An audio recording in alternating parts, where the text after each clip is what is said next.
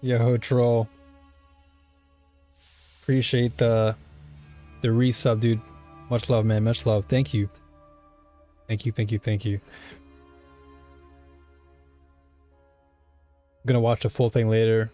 Thought I'd pop in and say, hey, no worries, man. Appreciate you. It's all love here, man. Sorry if I sound a bit on the low end. I've been playing so much TLI, it's insane. Like just before I started the stream, I was literally just theory crafting another build to maybe push towards profound again. Cause I'm like, man, I want to keep playing, because I told myself, okay, like I'm done with the season. What the heck? I told myself, yeah, I'm done with the season because like I got my Karina 2 where I wanted to be. And that's like my favorite class in the game. So I was like, okay, I'm satisfied. Then I was like, man, I want to try something new. Like because there's so much in the game that I actually have not had a chance to dabble with as much. And one of the things I was curious about from previous season, which I didn't really try out, was actually the tangle mechanic. So I was like, you know what? I think this season I'll focus on it. You know, while we have some downtime, I think I'll actually get used to playing with Tangle. Frost Gemma is hitting about 170 bill. Nice, dude. And I'm building an Erica 3. Very, very nice. Yeah, I was contemplating between either Thea 1 or Gemma 1 for my tangles, because I'm thinking of using Chromatic Shot as my tangle, or I go full on Erica 2 and I do tangle with what's it called, with Chain Lightning. And yeah, tangle is very, very strong. It's pretty easy to build into. Automation received a bit of a buff this season. And in Spell Burst, I wanted to try Bing 2, but it was either Spell Burst or Tangle, and I was like, okay, can I run both simultaneously? And I can, but I would be giving up a lot of resource for that. So I figured, you know what, let's just do Tangle this for the time being, and then I'll probably try do a Spell Burst build some other time. Yeah, Tangle is crazy.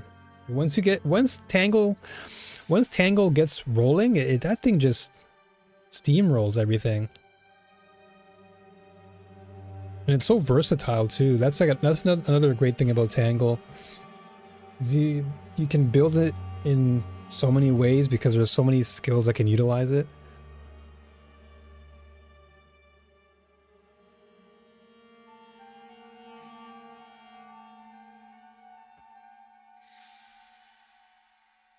I thought you were using this entire time. I thought you were using Sage.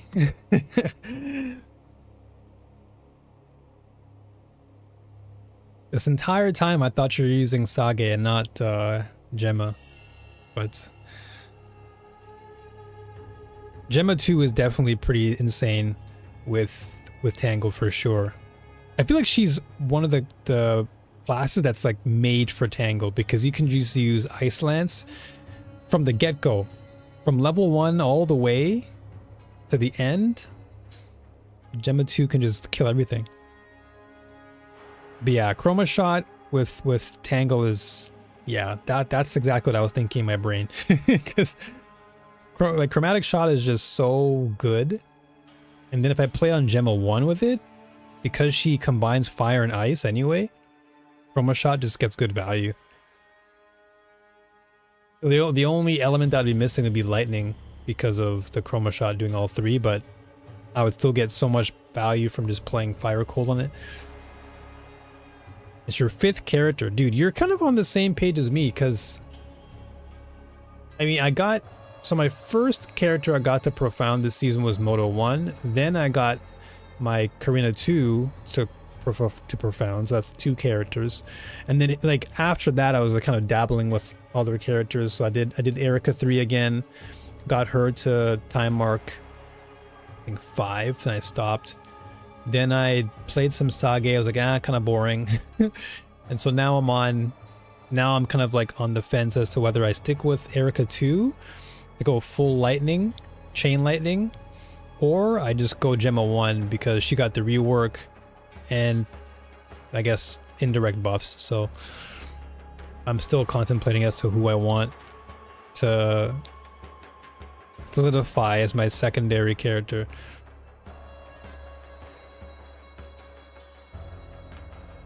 There's just so much depth to the game. It's so hard at times.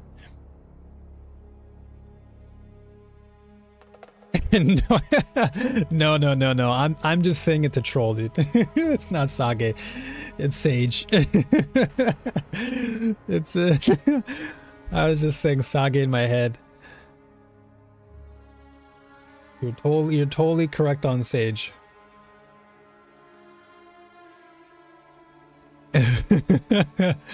I'm just surprised you asked.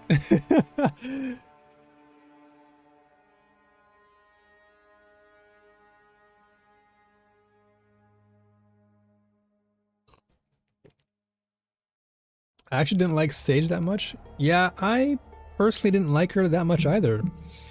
I think it was more so not her design, but more so the hero traits. The hero traits to me kind of turned me off with the whole elixir stuff and it taking your second slot of your basic or your active skills. So I was like, like she seems cool in the sense that, like, you know, she's got some complexity to her build and you can make use of all the new elixir stuff, but I was like, nah, it's not really my style. Like, even though she's all about spell casting and projectiles, which I love. I like projectile builds, but just the whole elixir thing was kind of weird. Yeah, Sage 2 will be interesting. That won't be for a while though. That won't be for a while. I imagine the next character that we'll get would probably be either Selena 2, because we don't have her yet. We only have Selena 1, who I really like though. Selena is actually really slept on. She's a very fun character if you like the one button builds, because you can just channel your attacks and you're just killing everything. I think it was what, 2 seasons ago, I did a Palpatine build on her and she was crazy good. But yeah, I'm looking forward to seeing what they do with Sage, if they intend to make a Sage 2 at some point. Like, I wonder what route they would take with her, considering that she does alchemy and stuff.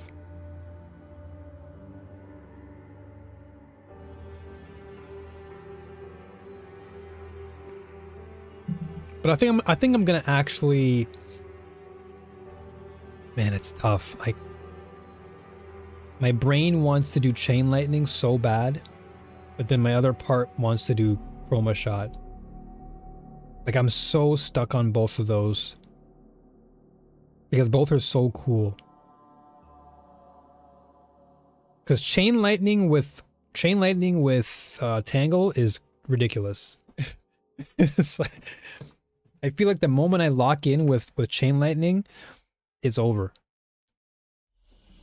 Tangle will just destroy everything. Every mob will be erased. Yeah, that's what I'm saying. Like, chroma shot just, oh, good. Chroma shots is so good. And what's great about chroma shot too is that you can just build into every single stat. Like, you don't have to worry as much. Like, you can basically pick up like any strength or dex or int equipment and you're still fine because it doesn't really affect you as much. Man, there's just so much to the game. Like, Erica 2 is just cool too because I haven't really used her as much. And she's purely lightning based, so it makes it easier for me to build her. Just sticking to one element and just hard focusing on it, probably better long term. Plus the numbed is kind of nice too, because with the numbed you just get additional lightning damage anyway, and she gets it for free. But chroma shot though. But chroma shot though.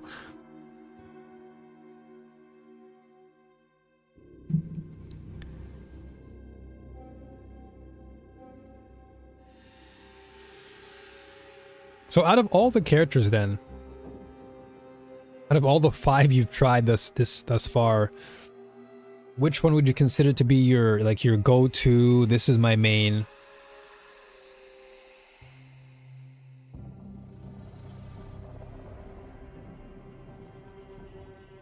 Yeah, I definitely would agree that Seeking and the Shotgun Effect of Chroma is crazy. It's definitely insane. Once you get the ball rolling on it, is actually crazy. If only the activation medium didn't cost flipping 10,000 FE, I would definitely get that. But alas, no.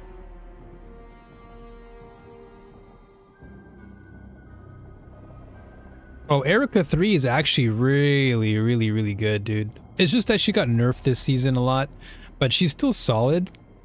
You just have to build into her a lot to get value. Because the thing with her, and I don't get me wrong, I love Erica 3. I played her all last season and she just destroyed everything.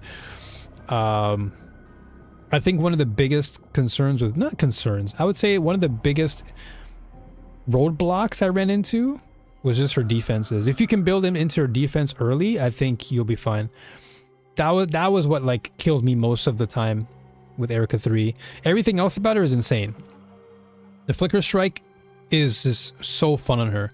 Once you unlock the Vendetta, you're going nuts with her. Whether you do Wilt Spike or Ice Spike, whatever spike, she just destroys everything.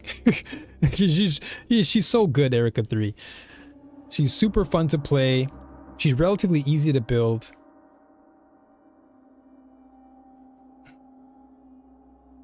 Yeah, exactly. Yeah, she's very easy to build. Erica 3, she's super cheap to build.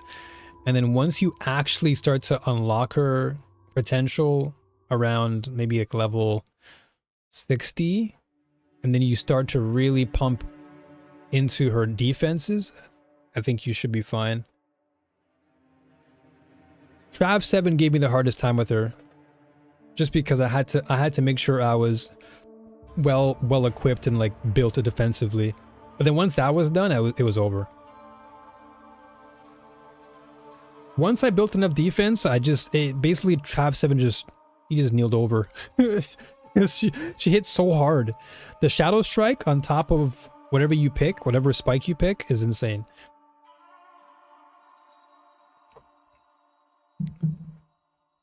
Insane damage.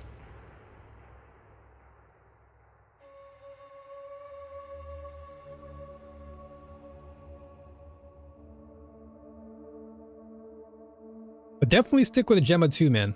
If that's your start main, yeah, she is absolutely goated. I think she's one of the highest rated class picks when it comes to like early start, like league start.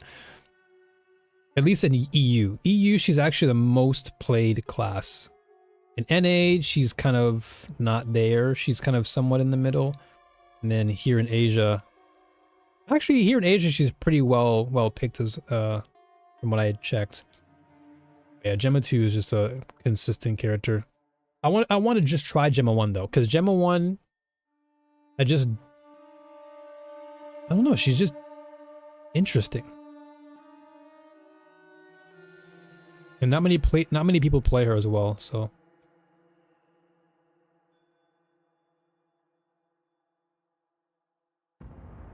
But I played Thea 1 before, and I was like, I mean, I got her to like level 95, and then I was like, whatever.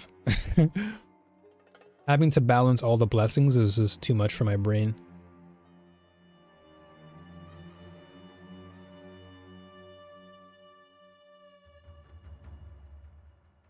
Yeah, dude, I totally agree.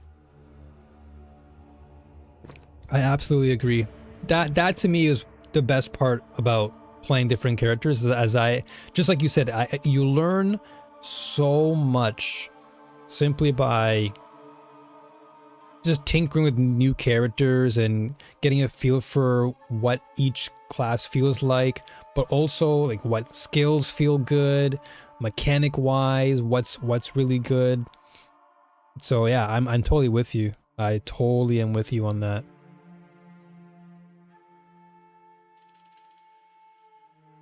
That's why I love the game so much, dude. Because there's so much that you can learn, and because of the wide variety of characters to choose from, it's such a it's like a discovery every time you pick up a new character. And yeah, exactly. I don't follow builds either. I literally just jump in raw and I just test out whatever looks cool, whatever sounds cool in my brain. I'm just like, okay, I kind of want to run this style of build, and then I just look for whatever skill sounds close to that description, and I just go with it. And that's what makes me keep playing. I just don't stop. I don't stop playing. I play like all day. I mean, I'll take some breaks here and there, but I just love the discovery of what skills can and can't do, and how the mechanics work with those skills, and then of course taking it as far as I can. You know, if I can get to profound or whatever, like, it just satisfying.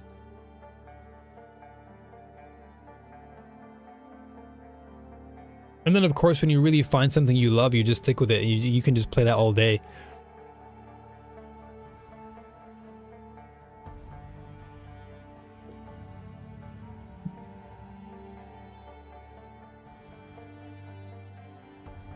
Three minutes.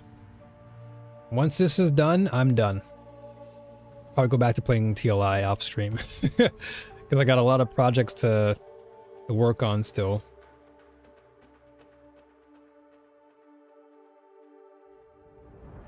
We'll see. I'm keeping my expectations low coming into this. I think that's the best way of going about it. Rather than putting too much expectation upon it and then ending up being completely disappointed. I think it's best to just go into this with fresh eyes and see what is given. If I see a Huntress Ascendancy, I'm already sold. And that's a day one insta pick, no questions asked. We're going in Huntress if we get a new Ascendancy. If not, I'll probably still day one Huntress anyway, but yeah, we'll see. I'm gonna watch in probably about 2 to 3 hours. Looking forward to hearing your thoughts after. Yeah, of course, man. I'll probably drop you a DM or something about it. Because once this is done, I'll probably just like leave it at that. I don't think I'll make a follow-up video or anything.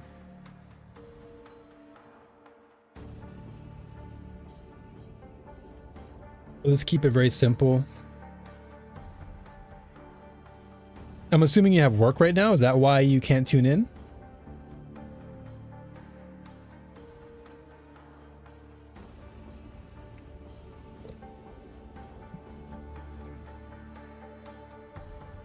Oh yeah, for sure. I'll definitely hit you up. 100%. 100%.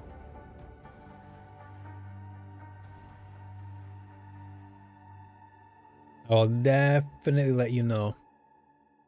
1 minute. 1 minute. I want to see Huntress. If I see Huntress again, I'm already sold. Just give me a Huntress Ascendancy and we're good. 55 seconds.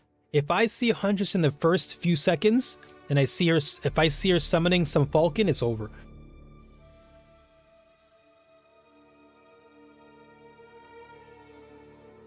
"40 seconds. All right, I'm just gonna mute real quick while I just go use a washer.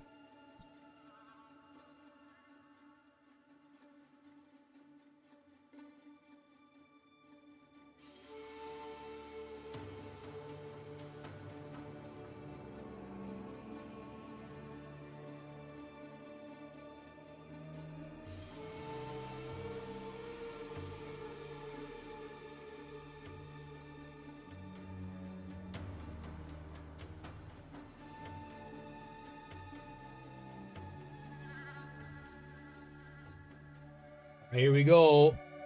What do we got? Hi, I'm Jonathan Rogers, Game Director on Path of Exile 2, and welcome to GGG Live. We have a huge amount of stuff to share today, so it's going to be a good one. Twitch drops are enabled on today's live stream, So Okay, you'll be able to refresh. claim the Red Queen's font hideout decoration by following the instructions below. Refresh the Okay, stream. so with that out of the way, time to roll the trailer for Path of Exile 2, Return of the Ancients. All right, here we go. Those in darkness. Okay, hold on, I gotta refresh for the drops. Refresh for the drops. Refresh for the drops. There we go. Now return. Okay, so we saw this as a teaser.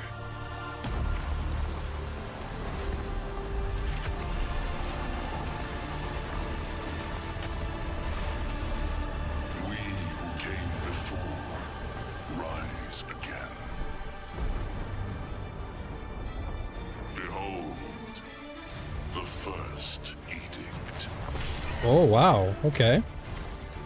New endgame quest, The Origins of Divinity. Okay. So what's this about? 30 new endgame areas. Okay.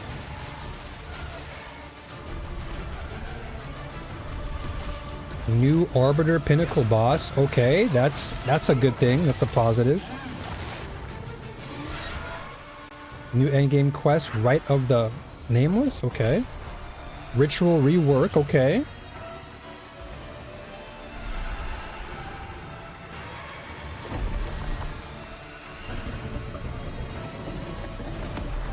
New Ritual Pinnacle boss? Okay, so they're adding a lot of new Pinnacle bosses. Waking the Dreamer. Okay, endgame quest. Genesis tree crafting. Okay. Breach rework. Okay, we saw that coming.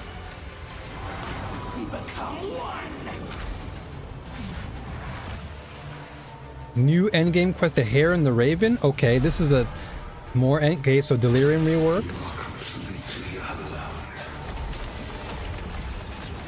Okay, so we saw that coming too. That was a given.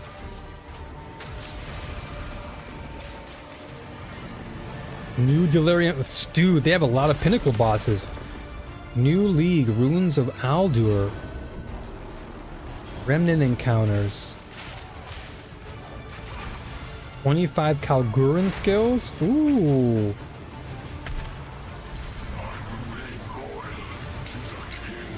Expedition, yeah, we saw this coming as well. Explore the ocean, okay. Oh yeah, 1080, okay.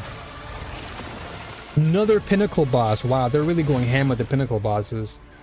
Hunt like it's your last. Continue the search. See what you can find.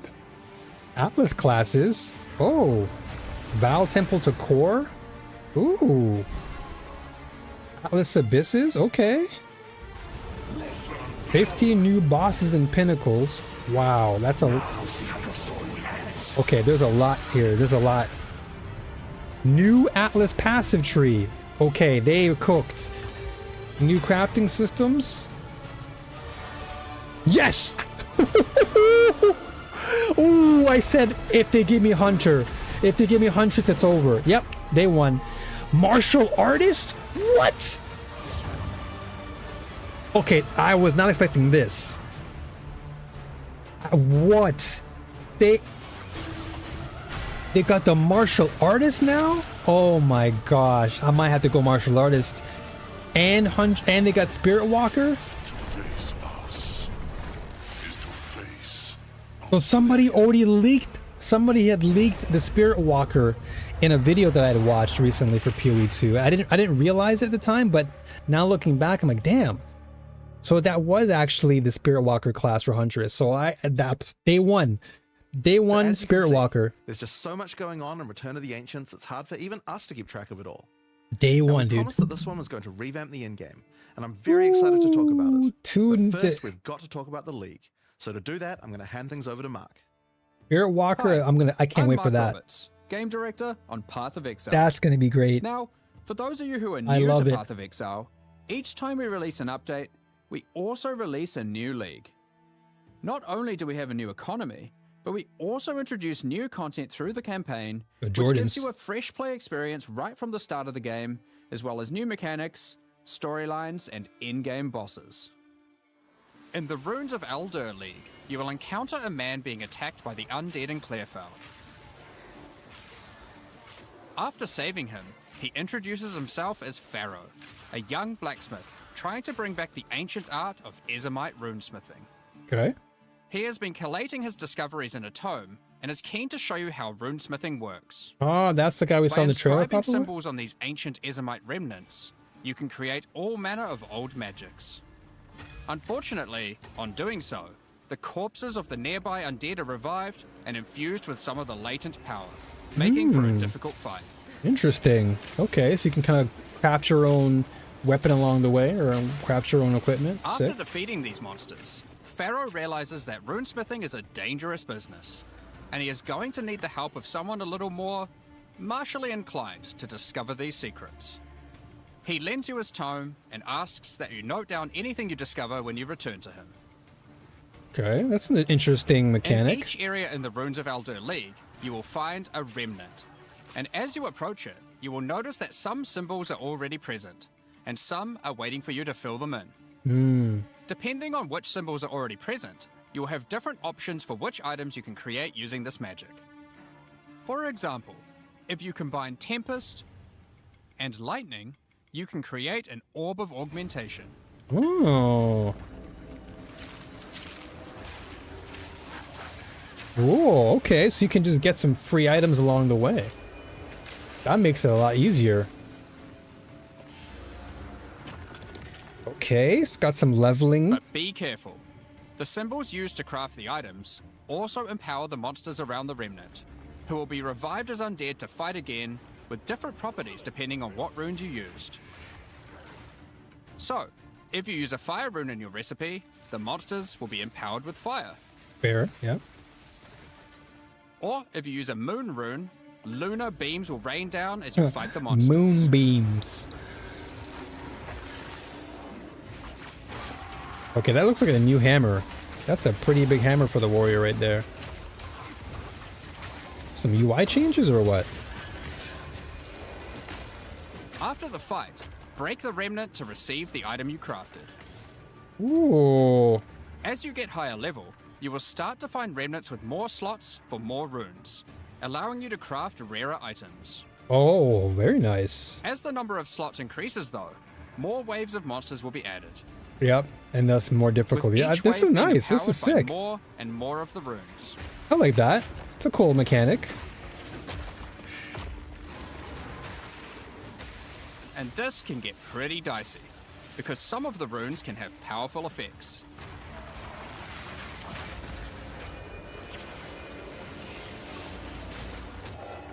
Oh, what the heck is that? Like the Oath rune, Oath which will rune. cause one monster to be nominated as a leader, spawning waves of minions. The leader itself will be invincible, but killing its minions will deal damage to it. I like this. This is a good mechanic because it's just pure free blasting of minions. No crazy puzzle to solve, just blast minions. Kind of gives me a bit of Legion vibes because you have to activate large, requiring to get minions out. 7, 7. or even 8 runes. 8 runes, holy. But don't worry, you won't have to remember them. Pharaoh's runecrafting book will record all the options, allowing you to simply pick which one you want to craft, given the existing runes that are already on the remnant. Very nice. Otherwise it would be a headache. To expand your knowledge and to allow you to craft more items, Pharaoh has asked that you keep an eye out for signs of runic magic around Rayclast. He wants to document anything you find in order to rediscover the secrets of Ezomite runesmiths. Those rune stones were introduced last season. That was literally them teasing us from last season, dude. And reveals to you an ancient secret, buried deep underground. The heck? The runic magic which the Ezomites believe to be their own is actually of Kalguran origin.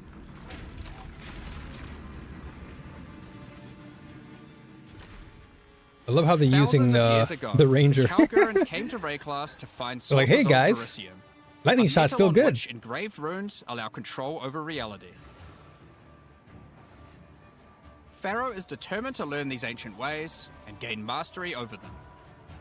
If you can bring him more Verisium, he'll be able to use it to smith power into any armor, granting you runic ward. Oh, the sick. power harnessed by the Kalgurans since ancient times. Oh, that's pretty cool. Runic ward is a new resource that protects you from death. Should you run out of life, your runic ward will kick in, sustaining your body until your life can return. So it just basically prevents fatal damage. That's sick. Acts as an extra life pool. Of course, should you take enough damage to run out of that, you will still die. Monkey, of course. Every single piece of armor in the game can be upgraded this way. Even uniques. That's sick. Some are just a strict upgrade, giving runic ward with no downside. Others are more extreme, sacrificing defenses to get a much larger amount of runic ward. There are even some that add new modifiers to uniques entirely, making them much more viable Ignite for higher magnitude. level play. Interesting. Okay. But the Kalgurans use runic ward for more than just a defense. It can also be used to power many other magics. Instead of using gems created from corruption, Okay, this is a new the new spell. Kalgurans used runes of power and Try fueled them skeleton with cascade. runic ward. Many of the options available from remnant crafting are new types of Kalguran skills that exclusively spend runic ward to wreak havoc. Ooh, try An example skeleton. is Triskelion Cascade. Oh, Triskelion. Okay, Using sorry. it will cause your next spell to be triggered multiple times in a Triskelion pattern. You can use it with skills like Ice Nova that you cast from yourself, Oh, wow. That's like spell or burst. with something you target at a distance, like Comet. That reminds me There of are spell also burst. skills to modify existing effects using runic magic, Frost Flame like Nova. Frost Flame Nova. Using this skill on a pack of burning enemies will transform the Ignite into Frostfire, both burning them and building up freeze at the same time. That is cool. Like Gemma You have 1. basic buffs like Hollow Shell that guards all nearby allies, Okay, that's the minion builds. to more complicated mechanics like the Mark of Repulsion that creates a mark capable of pushing away all nearby enemies. That looks cool. Instead of spending mana, That's a good Huntress like one. skill gems do, all these skills cost runic ward, and unlike gems, they don't have a color.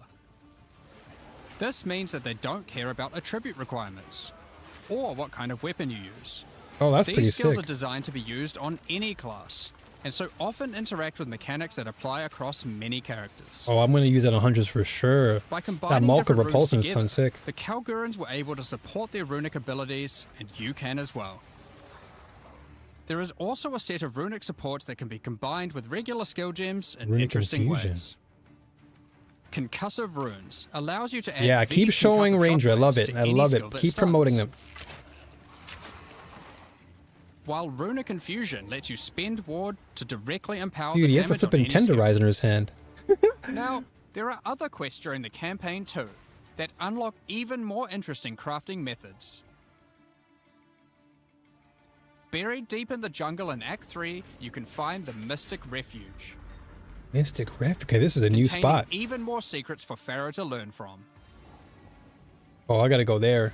I got to search for this in Act 3. Using this knowledge, he gains the ability to reforge unique weapons. Hmm. With this technique, many low-level unique weapons can be upgraded to do significantly more damage. That's great. That Now, okay, so we've been that's able them to take a indirectly bunch of uniques that buffing. had interesting modifiers, Yeah, but yeah, were yeah. not in-game viable, and give them a bit of a boost to get there. That's And it's not actually just really low-level sick. uniques. All That's a Kalgurran smart uniques are way able to of be runeforged this way buffing all too, of the lower and they can end do or some pretty crappier interesting things, uniques by just like allowing you to Cyril's Grit, reforge it. a new unique, which when runeforged can get one of several different outcomes. Now, there is still so much more that you can craft That's with pretty runes. sick. I love that. There That's a are good also addition. 100 new runes, as well as many other new crafting currencies. This is the runes of Eldur after all, and some of these runes have quite powerful effects. For example, this elemental conversion rune will convert all the existing mods on a non-unique weapon from one element to another. Using it, you could combine a weapon with all 3 elemental damage mods into a single element, making a weapon with massive amounts of cooldown. Wow. Wow, so if you really There is wanted to also a single rune target that lets you an destroy element. your rune sockets to turn them into a dual socket on your item. What? You can put a jewel on your item? What? And there are even crafting meta runes that can unlock new types of mods when used with regular crafting. For example, this rune of chronomancy will unlock a set of time-related mods to be crafted on your boots. Once placed inside, use regular crafting orbs to attempt to get new mods like cooldown speed or increased skill effectuation. What? That is pretty dope. You can also create a new type of currency called alloys. Using regular metals alloyed with verisium, new modifiers not normally available can be directly crafted onto your items. Wow.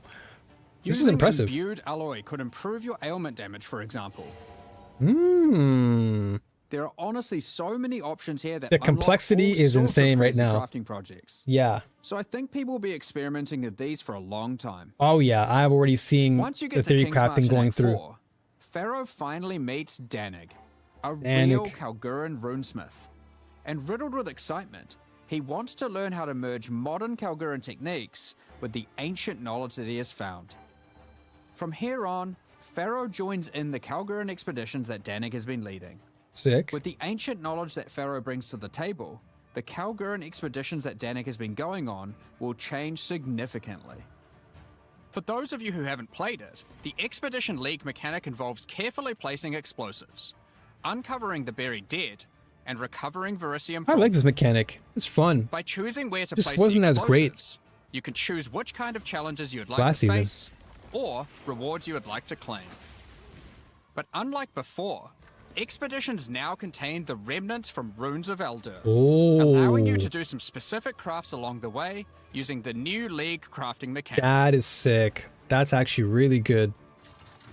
One very important difference from the simple remnant encounters, though, is that the empowerments that the remnants grant apply to every monster down the explosive line for the rest of the encounter, stacking together. This can lead to some pretty extreme situations.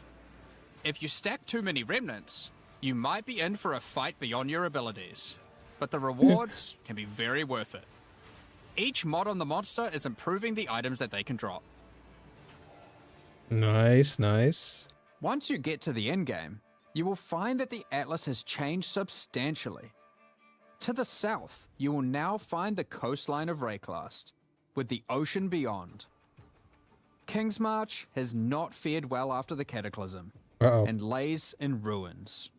Rog's shop has been destroyed, but he is much more concerned about his wife, Gwenin. He would like to launch an expedition deep into the ocean to find her. Now walk. And this Now begins waddle a dee new walk. major mechanic for expedition, exploring the ocean. Previously, a logbook was a single encounter. Now, using a logbook, you can send ships to explore an area of the ocean to the southeast, Oh, sick. uncovering a range of islands to begin your search for Gwenin. You can hop from island to island, doing many new encounters. There are islands with expeditions, grand expeditions,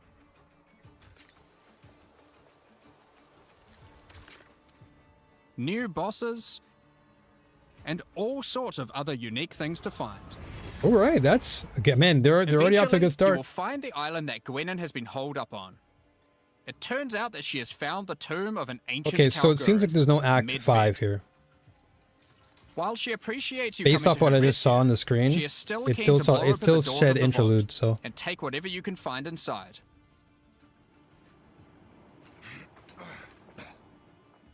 It's just a shame that Midvid isn't as dead as you previously assumed.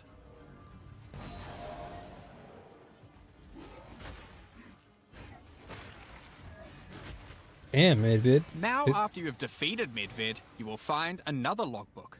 And this time you can use it to choose which direction you want to explore. Ooh, The ocean is vast and contains a huge number of new islands to find. yeah. So they still have Act With 4, each interlude, logbook, and You can endgame. explore one So sector, no Act 5 and yet. you can go as deep as you like. This is pretty cool though with the expedition. There are all sorts of interesting objects to uncover and dungeons to explore. I actually do this. It actually sounds pretty sick. Many of the islands have expeditions with totally new mechanics. Expedition sounds So, even for better example, now. Here is a volcanic island with voltaxic sulfite.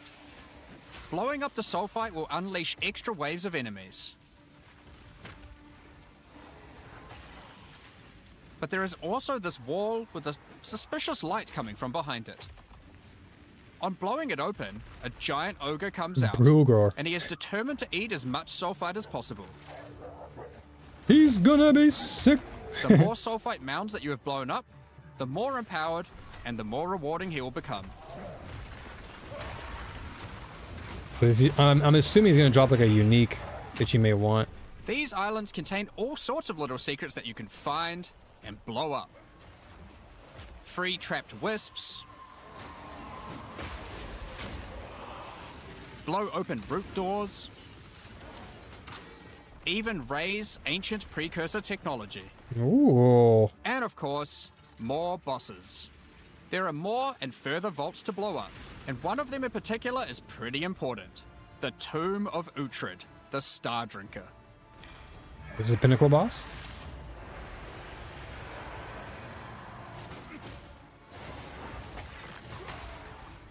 Uhtred was responsible for calling down the meteors of Verisium, which the Kalgurans used to power their ancient magic. And upon defeating him, he calls down a truly gigantic one into the ocean nearby. What the? On visiting it, you find that it is shrouded by a strange energy emanating from the Verisium core of the meteor within. There is something growing in there, and it can't be anything good. In order to gain entry, Danik suggests that the Triskelion Flame, an ancient Kalguran artifact that can absorb and cancel the effects of Verisium magic, could be used to enter. It's like a little story of its you will own. need to locate the Tomb of Olroth, leader of the Knights of the Sun. Dude, this mechanic is already like an adventure of Defeat itself, him in itself. and gain access to whatever eldritch nightmare is growing inside. More boss. Now, we're not going to spoil the boss. Oh, But of one course thing you not. should know is that the Verisium that makes up the core of the meteor is of a quality that has not been available for millennia. Dude, the visuals do Bringing look this to Pharaoh fantastic. and Danik should allow them to forge some objects of power, the creation of which has been lost to time. Oh, okay, so there's So gonna be that's some the unique league, chasing. And there is a lot going on. To That sum all that was up, the league there mechanic. is a new encounter with over 30 new monster types and over 30 new rune modifiers to enhance them. You Holy. can create more than 100 new runes to craft your gear, 100 plus. as well as dozens of other new currency items. They cooked. And there are new quests added to the campaign to unlock even more new crafting options. Good lord. Rune forging armors, And you have what? upgrading uniques, He rune forged that dozens with of new 3 Kalguran slots skills on and there. supports, tons of new islands to discover by exploring the ocean, Yeah, the ocean exploring is 5 pretty new sick. bosses, including a new pinnacle boss, Damn, that pinnacle boss. That was the spider from the and trailer. a bunch of new uniques to top it off. But there is still a ton more to come. It's time to talk about the massive changes to the in-game. But for that, I'll hand it back to Jonathan. Dude, that Now, as Mark hinted at before, the in-game that expedition was already like a defining mechanic. Is the least of the changes. The And that's just entire one. area around your starting location is now teeming with new quest lines and things to discover. Oh, thank goodness. Will you investigate the strange forest to the west, the cracks in the earth to the east, or perhaps visit the ruins of a vile city in the north? The Atlas now has fixed points of interest at specific locations. Oh, thank giving you God. specific objectives that are easy to find. Thank goodness. That was such a Like headache before. though, no matter which objective you choose, going to towers to see what's out there is always a good idea. Thank God. Now I can actually The decide first where I time you want to do go. that, though, something new happens. The earth shakes, and a gigantic fortress rises from the earth. A remnant of the ancient precursor civilization. Okay, so what's this now? The cataclysm of the beast has caused an ancient protocol to be invoked. Should corruption ever take hold to this degree, the world must be scoured and purged of corruption. And that's the pinnacle boss. You will need to make your way into the fortress and activate the gates. Gain the keys to reach these ancient precursor weapons, and disarm them. But this will be no easy task. The fortress has many areas to explore and many new things to find. Yeah, the UI looks a bit different to the You'll right. power up ancient machines. Maybe Fight that's new just and me deadly though. foes. Discover many new areas. and uncover some dark secrets.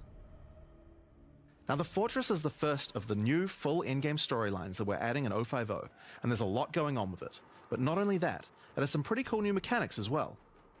The areas inside the Fortress are special. Crystallites. Many of them have new mechanics or rewards that they grant.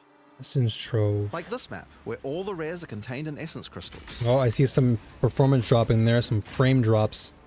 Or this one, which replaces all monster packs in the area with strongboxes. Or this one, which spawns in as Mary Spirit that always moves on from a rare after you kill it, allowing you to chase it through the entire map. It's a pretty fun one.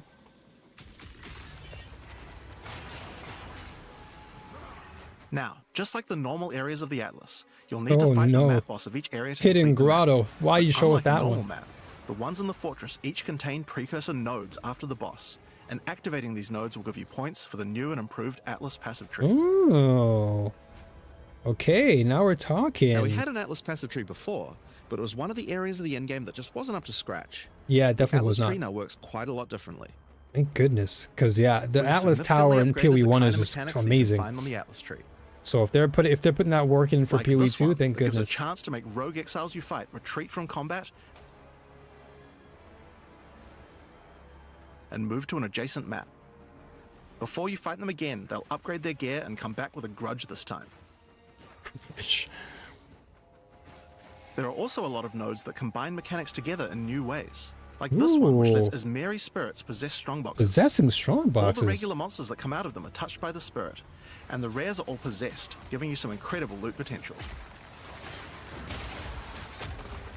Okay, this is pretty cool. I will say that. The Asmeri being able to combine to a strong box is pretty nuts. You get points from every single area you Ooh, complete in wow. the fortress, and unlike before, that means you can allocate the entire Atlas tree.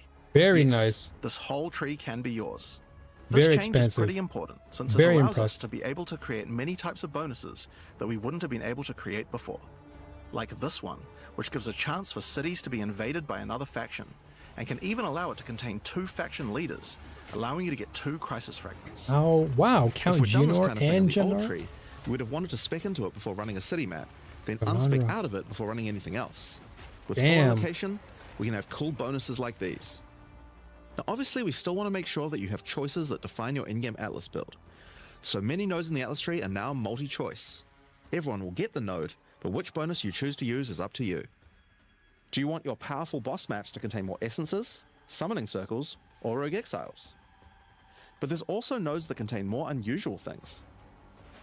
So for example, on this node you can choose. Do you want to give a chance for shrines to instead be given to the map boss in the area, making them more challenging but dropping special loot? Or would you rather give a chance to be given a shrine buff before entering boss arenas, making for an easier fight? That's an interesting one. Now, I could probably nerd out about cool stuff in the tree all day, but we should probably get back to the fortress. Now, one of the really important things we wanted to do was I wonder make it what so that all special the boss fights in items the they endgame dropped, are though, now if you chose the accessible other with one. a quest line. That means that to fight the Arbiter of Ash for the first time, you don't need to get lucky by finding keys. They will be in fixed locations and there's a quest to get them. Oh, thank The gosh. Arbiter of Ash is no longer the pinnacle of Path of Exile 2. For that, you'll need to travel into the very center of the fortress. Oh, so they've toned An down incredible Arbiter of challenge Ash. awaits you should you choose to go there. After the Oh, storyline, so you now still more unlock players keys can for pinnacle access bosses in the usual way, Arbiter of Ash exploring the now, world because he's and not finding the pinnacle keys anymore. required to get to them. But we have added a lot more interesting things to find out there as well. There are now all sorts of mechanics that can spawn on maps in the wilderness. For example, some maps might spawn as a rogue exile hunting ground, containing multiple rogue exiles who are there to hunt rare beasts. You might come upon them in the middle of a fight and be able to take out both of them. Or a map of champions that makes all the natural inhabitants of the area into magic monsters. Or this one that causes all shrines in the area to release as merry spirits when used. Whoa. Once you've explored and found your keys, you can return to fight the pinnacle in the fortress again. But this version of him will be harder, and not only that, he will have new unique rewards as well. Each time you fight him, you get the ability to activate one section of the fortress, and any maps that you didn't finish there will be automatically completed, giving you all the Atlas points. So if you're the type of player who doesn't want to explore the fortress, and instead just race out into the infinite atlas, you still have a way to get all those points. Sick. So that's the origins A lot of flexibility there. storyline. It's a huge amount of new content with a ton of new areas, 5 new bosses, including a pinnacle, with a bunch of new unique items. But not only that, it also completely revamps the Atlas tree and includes a ton of new map mechanics that you can find both inside and outside the fortress. Wonderful. But That's this is just one of the good. new storylines. So let's talk about the next one now, Masters of the Atlas. Now earlier we talked about how the multi-choice nodes in the tree allow you to still have an in-game Atlas build, but we didn't think that was quite enough. You have an Ascendancy class for your passive tree. Why not an Ascendancy class for your Atlas tree? Well, that's where the What? Masters of the Atlas come in.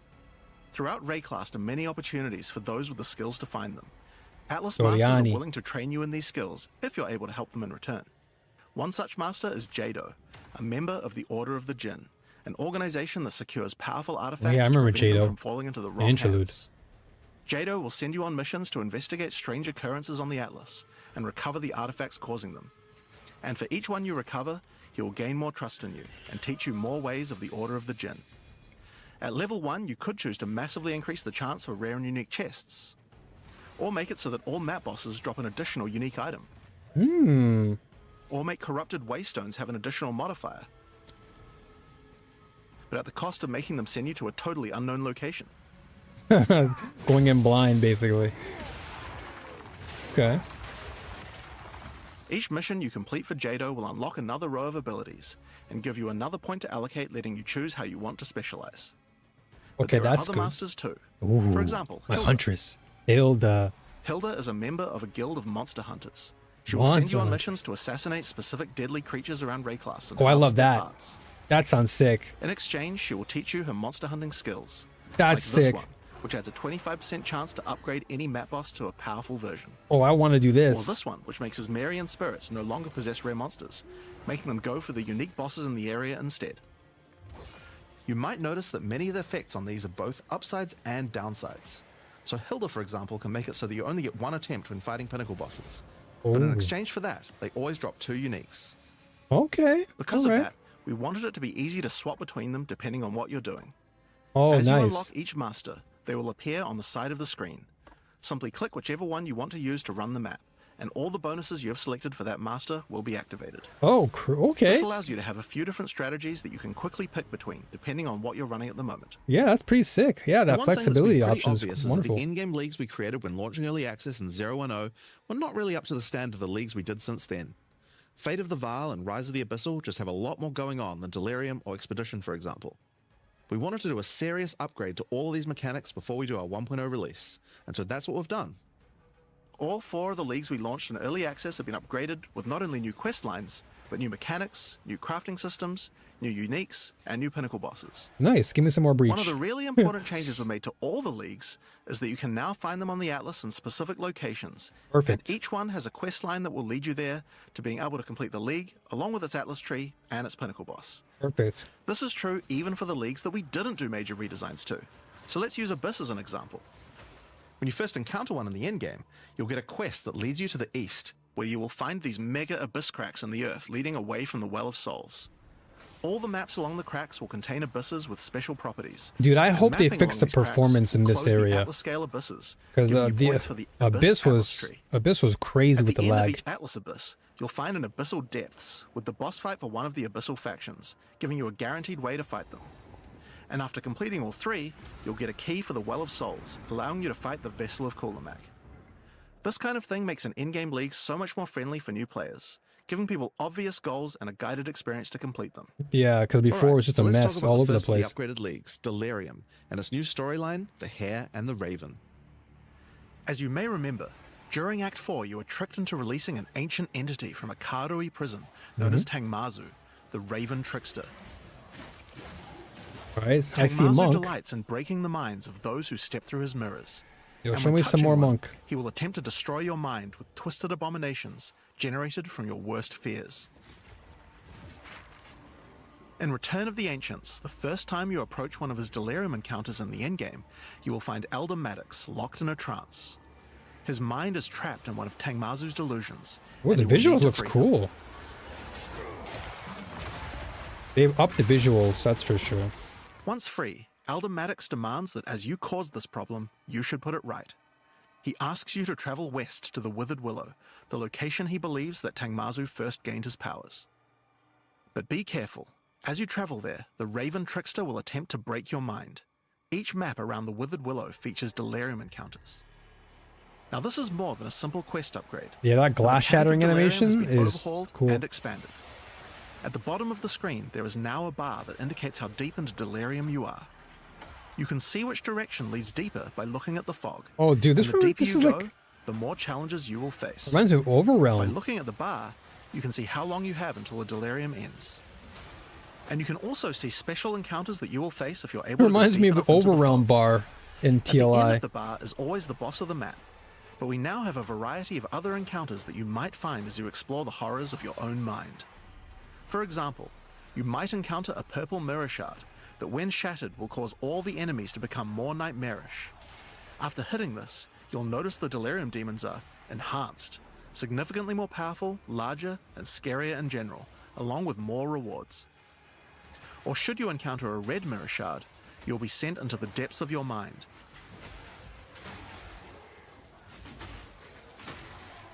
And must escape it while fighting off Whoa. hordes of your worst fears.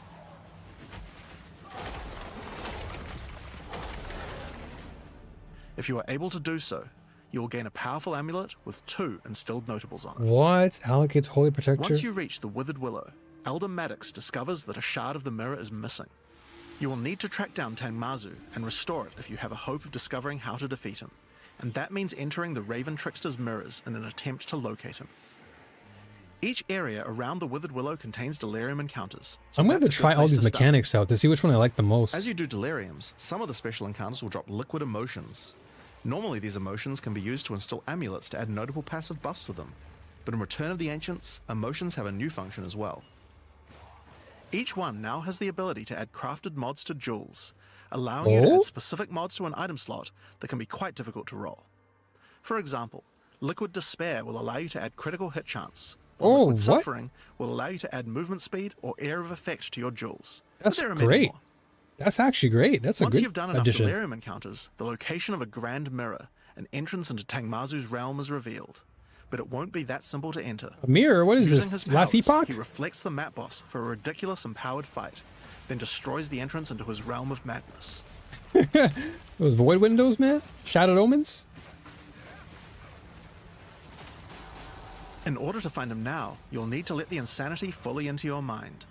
A strange fruit is left behind which you can consume to fully embrace the madness in an attempt to reach the Raven Trickster's realm. Consuming the fruit will cover an entire area of the Atlas in fog, and every map you do in the fog will get progressively harder and harder as you explore the deeper reaches of your mind. Oh. At some point you enter a new layer. A simulacrum of your memories, twisted and perverted by the Raven Trickster. Well, this is going to be hard as Should heck, you be I able feel to it. complete the simulacrum, Tangmazu will believe that you are worthy of a true challenge, and will let you take the remaining shard of his mirror, allowing you to enter his realm of madness back at the Withered Willow. They didn't showcase If you the... dare to face him, They didn't it show will the be a drop, fearsome which challenge. makes sense.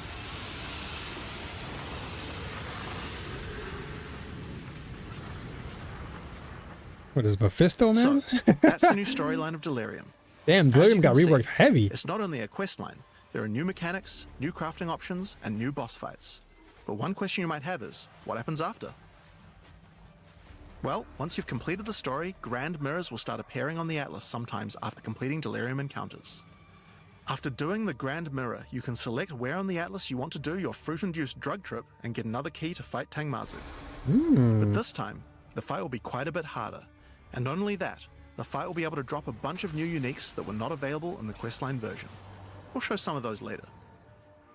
After doing a grand mirror, the decision of where to spread the fog can be important, because there are some potent emotions that only come from certain map bosses affected by Delirium this way. Like all emotions, they can craft special mods onto jewels, but these potent emotions can create mods that you can't get any other way. So for Ooh. example, Potent Liquid Melancholy is an emotion that can only come from human bosses, and allows you to add a variety of on-hit effects. Also, you might want to try instilling amulets with these emotions. they could have some interesting effects with some powerful notables that do not normally exist on the tree. Another crafting Like mechanic. Storm's Rebuke, which makes armor break boost your cold and lightning damage. But also notables from a clearly deranged mind, like Calm's Blessing. This skill allows you to ancestrally boost fire spells after using a Warcry. How That's about using pretty an cool for ancestral warriors. Flame Blast? Or even for Sork, yeah. Damn. Now, just like before, you can also upgrade the League by getting points for a dedicated Delirium Atlas tree. But this now works in a much better way and has much cooler effects. The maps in the Delirium area of the Atlas give you Delirium passive points for completing them, so it's easy to see how to progress. Some nodes will add new types of Come mirror on, shard face me. encounters to your Deliriums. Like this one, which will pause the Delirium for some amount of time, allowing you to more easily get to higher depths. Or this one, which adds extra Delirium modifiers to monsters when you pick it up. There are also nodes that can add new types of drops. Ignore your like this childhood one, which fears, modifies what the heck? simulacrum encounters to add special liquid emotions, which can craft time-lost jewels. And nodes that apply to the You Atlas thought you were mechanics of the free? League. Like this one, which causes the Grand Mirror to spread Delirium fog over a larger area of the Atlas, potentially containing multiple simulacrums. Alright, so that's the changes to Delirium. Delirium got Core massive mechanic now changes. includes a bunch of new things to find, new monsters to kill. That's way and more has than new a mechanics bunch. on the Atlas. That's an It also has a new abundance. crafting system for jewels, and over 20 new unlockable notables for amulets. Not only that, but you have a new pinnacle boss with a bunch of new unique items, Look and a at massively Mephisto. upgraded Atlas tree just for Delirium. Got Mephisto right there. But there's still a lot more to come, so let's talk about Breach next. Yeah, When you okay, first Breach, do a let's Breach go. in the endgame, you will Love find Breach. Aelith, one of the Keepers of the Flame. An ancient Yeah, order of if they monks brought dedicated to Blight into preventing the game, Hive it'd Born be from entering the over. world. But I love Breach though. As you seem to be a keen slayer of demons, Aelith would like to recruit you to the Order and asks that you travel to their monastery to the south. On the way there, you'll start to encounter more breaches. Oh yeah, and give me you'll the notice breaches, one of the baby. first changes to the breach mechanic. You still have to kill monsters as fast as you can to keep the breach open, but now you can visibly see how much time you have left to keep it open, and how each kill extends its duration. Once you've reached the monastery, you will learn more about the Keepers. Good quality of life. In the 25 years since the events of Keepers of the Flame in Path of Exile 1, the war with the Hiveborn has not gone well, and they have managed to establish a foothold in the world nearby. A gigantic area has fallen to the Scourge, and the Keepers are unable to get inside. Inside the monastery is the Genesis Tree, a powerful asset yes, to the war Genesis stolen Tree. from the enemy Good and old gifted to the PoE Keepers 1. by the Dreamer himself. Using the tree, Aelith could create a breach stone and penetrate the Hiveborn foothold, but without Hive Blood, the tree has withered. Good old PoE To 1, man. get Hive Blood, you will need to take advantage of another new mechanic of Breach. If you can keep the otherworldly portal open for long enough, the Breach will stabilize and will enter a new phase. Ooh, okay. The Hiveborn will send their toughest miscreations to defeat you, and the Breach will not close until you can annihilate them, dropping Hive Blood that you can use to restore the Genesis Tree. That's sick. Okay, that sounds like up my alley to challenge myself. In some cases, you may even attract one of the deadliest foes the Hiveborn can offer, Dune. a Marshal of Zesht. These monsters also drop womb gifts, and if you take these to the Genesis Tree, they can be used to craft items to help you Grow in into the an war against the amulet on the Hiveborn. Genesis tree. Ooh. Given that 25 years have passed since the beginning of the war, the tree has grown and withered many times, but with each cycle it learns and expands its abilities. When you first open the Genesis Tree, you will notice I love these it. holes into which you can place your Wow, womb they've made the gifts. Genesis tree so much better Each now. womb gift can be used to create a Because different type PoE of 1 jewel Genesis tree was and must nice, be but now fertilized this? with Hive Blood. My gosh. So for example, I'm you can definitely place this breaching. amulet womb gift into the tree, and it will give birth to a random rare amulet. Yep, this is just like PoE But the 1. Genesis Tree is capable of much more. Like what? As you continue to feed the tree, its branches will regenerate and allow you more and more control over what kind of items it will birth. So for example, this branch of the tree will allow you to control which base types of amulets can be birthed. Oh, nice. Target farming? Love it. And as you go deeper, it will even allow you to create new base types that you can't get anywhere else.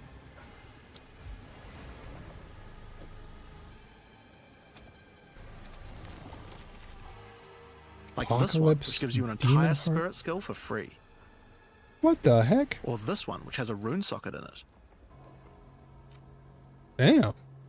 To the left and right are branches that will let you control which mods the amulet can get, including making sure that they're higher level, or controlling which specific mods that they will always have. Again, great With for 15 target points farming. to allocate, you will have to choose wisely how you want to specialize your crafts. But it's worth noting that this tree doesn't have any cost to respecing it. Oh, you so can you enable or respec. disable the nodes at any time by clicking on them. That's a TLI right there. On rings, That's we've a also TLI added some feature, really man. interesting new crafting options as well. You have Free a bunch of new respecing is base so types like good. these, but you also have entire new classes of mods that can be added. The Wow. right-hand branch of the ring tree adds an entire new set of caster mods to rings. From basics like extra elemental damage for spells, or more niche options like this mod that increases the rate you gain seals for Unleash. What the? Oh, okay. And on the left-hand side, you can unlock an entire new set of mods for minion characters. Okay. This stuff is actually pretty important, because casters and minion builds didn't have as many slots with interesting item crafting compared to attack builds. That is very The true. Genesis tree narrows that gap. There are also trees for belts and currency. I won't go over them too much here, but there are all sorts of goodies in these too, like being able to create new catalysts for jewels, or a belt that gives lightning damage. Once you've done enough breach encounters, you may finally get a womb gift capable of birthing a breach stone.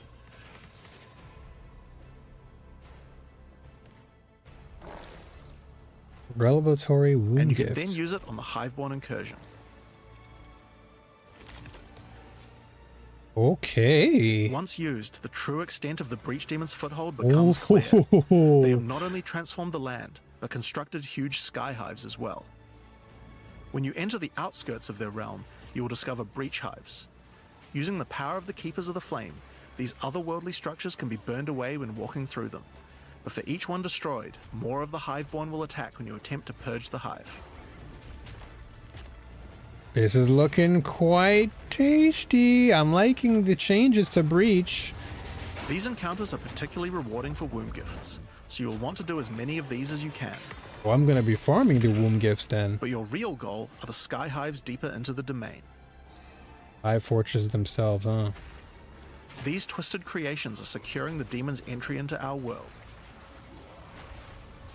Inside the very center are the Breach Lords Tool and Ash, and you'll need to defeat them if you want to get rid of the foothold once and for all. Now, once you've completed the questline version, there is still more to do. You will find other breach domains on the Atlas randomly in your travels. Ooh. For each one, you will need to find a breach stone, destroy the sky hives, And defeat the boss. and defeat the Breach Lords. Yeah. That And was doing a... these encounters is what will give you access to fight Zesht, the existing Zesht. Breach Pinnacle boss, which you can access by communing with the Dreamer himself inside the monastery. Zesht. While completing the questline for Breach, you will also be gaining points for the Breach Atlas tree. Very And there are nice. a lot of cool new options here.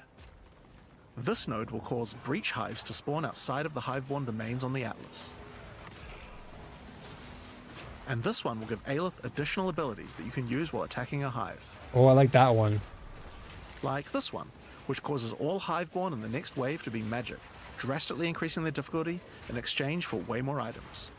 Ooh, I like that. There are also nodes that allow you to control your rewards, like this one, which adds a set of new lineage supports to the Marshal of Zesht. Or this one, which lets you control which womb gifts you will get. Ah, targeting. Nice. I like targeting. Anything There's with targeting also is some always nodes good. that affect the Genesis tree, like this one, which will cause Zesht to drop his head, which when returned to the Genesis tree, will grow a grasping orchid on the side of it. You'll have to experiment to find out what this thing is good for. Putting rings on its fingers seems to make it happy. I wonder what that's a going to rundown do. of what you can expect from the new Breach questline. Okay, so Breach looks There's a new really good. stabilization mechanic for breaches. I'm liking Hive the Breach encounters. changes a lot. Breach is one of my Hiveborn favorite incursions on the mechanics from Atlas. PoE 1, man. But you also Breach have a is huge new crafting wonderful. system and new bosses as well. Now just give me Blight in this game and I'm So let's sold. talk about the Rite of the Nameless storyline next. When you first complete a ritual in the endgame, Aoife, Oh the yeah, lost these spirit, will rituals. appear. She appears to need your help, but isn't able to communicate more than a few words, beckoning you to come to the Wildwood. Like the other leagues, Ritual now has a place on the Atlas to call home. The Wildwood could be found to the west. When you first arrive there, Aoife's spirit will guide you in, where you will discover that inside the Wildwood, spirits can take physical form. Aoife has been bound to this place by the King in the Mists, and requests that you free her. But in order to do so, you will need her body, currently in possession of the King. To reclaim it, you will need to gain an audience with him. Inside the Wildwood, there are many ritual encounters to complete. Like before, in each area, triggering rituals For me will personally, resurrect the I've nearby bound never really monsters to been like a attack you, huge and fan killing of the monsters rituals. will give you tribute. In addition, each ritual you do in the area will add the monsters from the previous ritual, making the encounters much more challenging the more rituals you complete. Can't say I'm like super pumped for the Once you've ritual stuff. completed them, spend your tribute to get items. Now, an important change to the rewards of ritual is that all the items in the reward window are now uniques or omens, making that's this good, league's though. rewards much more valuable than before. It's actually really good because before, yeah, In that's order probably one of to the gain an reasons why I audience didn't with the do Nameless King, rituals, because the you need rewards to are just kind sacrifice of tribute to him. Any remaining tribute you don't spend can be sacrificed this way to fill up this bar. Once you have enough tribute for an audience, return to the Wildwood to divine his location with the Nameless Shrine. His location will be revealed deeper in the Wildwood, and you will need to make your way to him, kill him, and get Aoife's body. He dropped something, but they didn't show it. Using her body, you can attempt to release her spirit, but this is when you learn about the true threat of the League. The Wildwood is built on top of an ancient prison. The King in the Mists didn't gain his power out of nowhere. He was granted it by an ancient being of darkness known as the Bodark, and the Nameless King's use of this power has been causing the prison to weaken. In order to prevent the Bodark from entering the That's world, a new champion shield, will it need to looks. enter its prison and beat him back. That's Huntress. I but see a those new with name are buckler unable to survive there. and a spear. In order to do so, you will need to transfer your name to another. See with a new pirate mechanic hat. in the Ritual League, the Rite of the Nameless. The rite will begin in a nearby forest. At first, it appears to be a regular ritual encounter, but that will soon change. The final ritual of the area will include the map boss, Oh, monkey. Oh, of course. and defeating him will give you a piece of the effigy onto which you will transfer your name. Is he going to be a one-shot like the regular monkey in the campaign or what? But the ritual is still not complete. Once the map boss is defeated, the atlas will open, and you will need to pick another adjacent map to continue the ritual. During the rite, each adjacent map will have different rewards to tempt you. So for example, if you go in this direction, you gain significantly more tribute. But if you go in this direction, the uniques in the reward window will turn into currency instead. You can also sometimes get offered specific items that will be added as rewards. Mage blood. So in 5 this chaos case, orbs. you'll have Interesting. to choose if you want to get 5 chaos orbs or a mage blood. A difficult decision, I'm sure. Now, as this is one continuous ritual, the encounters in the next map won't start from scratch. They contain all the monsters that were gathered from the rituals of the previous map as well, making them harder and harder. And that includes the map boss too. You'll need to Wow. defeat both map bosses in the final encounter for your next effigy piece. That's And it crazy. still doesn't end there. Pick another map, another reward, and add another map boss to continue until the ritual of the Holy, Nameless is there's complete. 4 map It will take bosses. 5 maps in all, and will be an incredible challenge. 5 map bosses. Holy, But that's going to once be for like the complete, Giga You Bills. can return to the Wildwood to perform the final rite. Transfer your name to the effigy, adorn the crown of the Nameless King, and enter the prison. That's going to Now, be of course, once insanely the like pinnacle boss is complete, the league insanely doesn't hard end for there. most builds. As you I'm do sure the rituals on the Giga Atlas, Chads you will continue to give pop tribute off to the though. King in the Mists for another audience.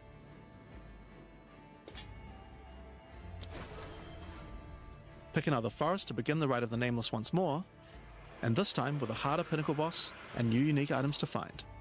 Of course, we've also significantly upgraded the Ritual Atlas tree. Get points by completing maps in the Wildwood, and you'll be able to unlock some pretty cool nodes. Some of them affect the Rite of the Nameless, like this one, which extends its duration.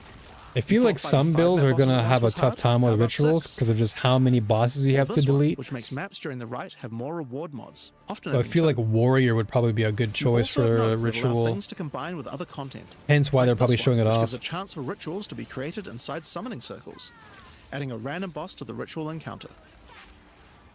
There is even a node which adds a new type of possible ritual, the Audience with the Queen, which causes the Bride of the King to sometimes appear. Yeah, probably. Okay, I might so that's skip ritual. this one. I might skip But let's have a ritual. look at what this means for endgame content as a whole for Path of Exile 2. When you include the expedition changes made by the League, Yeah, the we have a expedition and total of breach 5 looks new pretty. in-game storylines, each of which has a hub, crafting systems, Yeah, areas to explore, NPCs, and a pinnacle boss as a capstone. not to mention the Masters of the Atlas storyline as well. But more importantly, you now have immediate quests as soon as you arrive at the endgame.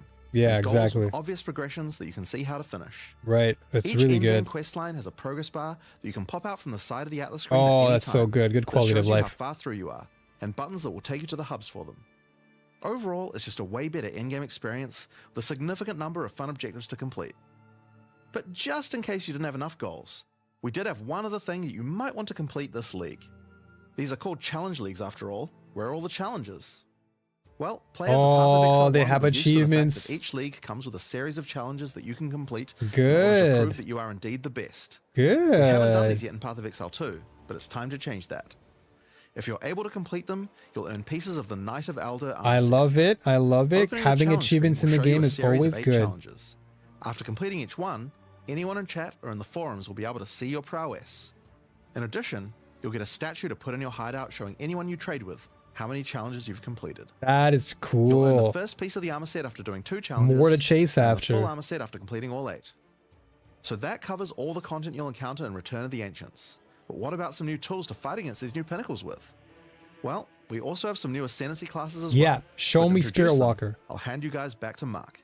Show me As Spirit Jonathan Walker. said, we have 2 new classes to show you today. I want to see the Spirit Walker. Spirit Walker Yep. and the Martial Artist. I'm- Let's start with the Huntress's new class. Let's the go. Spirit Walker. Huntress, baby. That's my girl. The Spirit Walker has Ooh, developed an affinity with the Asmerian animal spirits. that looks She sick. is able to infuse the power of multiple spirits at her choosing.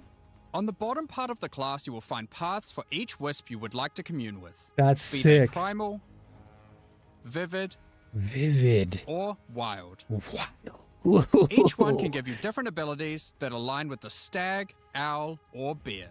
Ooh. Each ability gives you a method to become possessed by wisps of that type, and a new ability when you spend them. Oh, that's so The sick. stag allows you to summon stampedes when you attack. The owl grants boons in the form of their feathers, which adds extra projectiles and enhances the projectile speed of your next skill. Oh, the stampede And looks the pretty bear cool. simply summons a giant bear companion to your side. The bear will maul, slam, leap, and do intimidating roars to debuff your Damn, enemies. that bear's going ham. Now you can specialize more into each of these wisps, but if you want to combine all 3 of them, then a new hidden power will be unlocked. Oh. The power of the sacred wisps. Sacred what? This node is free and enhances the quality of all 3 of your spirit animals. What? Your bear will take some of the damage you take and grant you life regeneration. That's Your good for stags defense. will become more aggressive, leaping towards enemies. And your owl-empowered skills will leave a trail of soaring ground behind them. Oh, that's not all. dude, that's so The Spirit cool. Walker has other powers beyond wisps, such as Idolatry, which can give you large bonuses for using idol socketables in your equipment. What? And this one, which is my absolute favorite. The Spirit Walker, having attuned herself with nature, can gain the ability to tame beast bosses, That's opening okay. up a whole suite of very cool options for your build. That is sick. That's basically Maybe what you tame TLI the just mighty added in. Silverfist in the jungle depths. Dude, that's TLI. They just took the Or modularization. maybe a 3-headed chimeral beast in the chimeral wetlands. They literally just took the modularization from TLI. Or then there's a giant frozen owl beast. Oh, I'm Rakar, taking this the then. Frozen Talon. I There's can literally so take the many choices. boss. You're going to have to experiment a bunch with this one, and I'm very excited to see what bosses you all choose to have as your trusted boss companion. Dude, having a boss companion is crazy. Next Okay, up, we have the Monk's new Ascendancy class, the martial artist. This looks pretty damn cool though. After decades of training, he has mastered 3 of the 7 hollow techniques. Channeling hollow form technique allows the martial artist to create illusions of himself, which then use a skill of your choosing. Perfect for turning skills with less area of effect into ones that can obliterate packs with ease. That is pretty cool.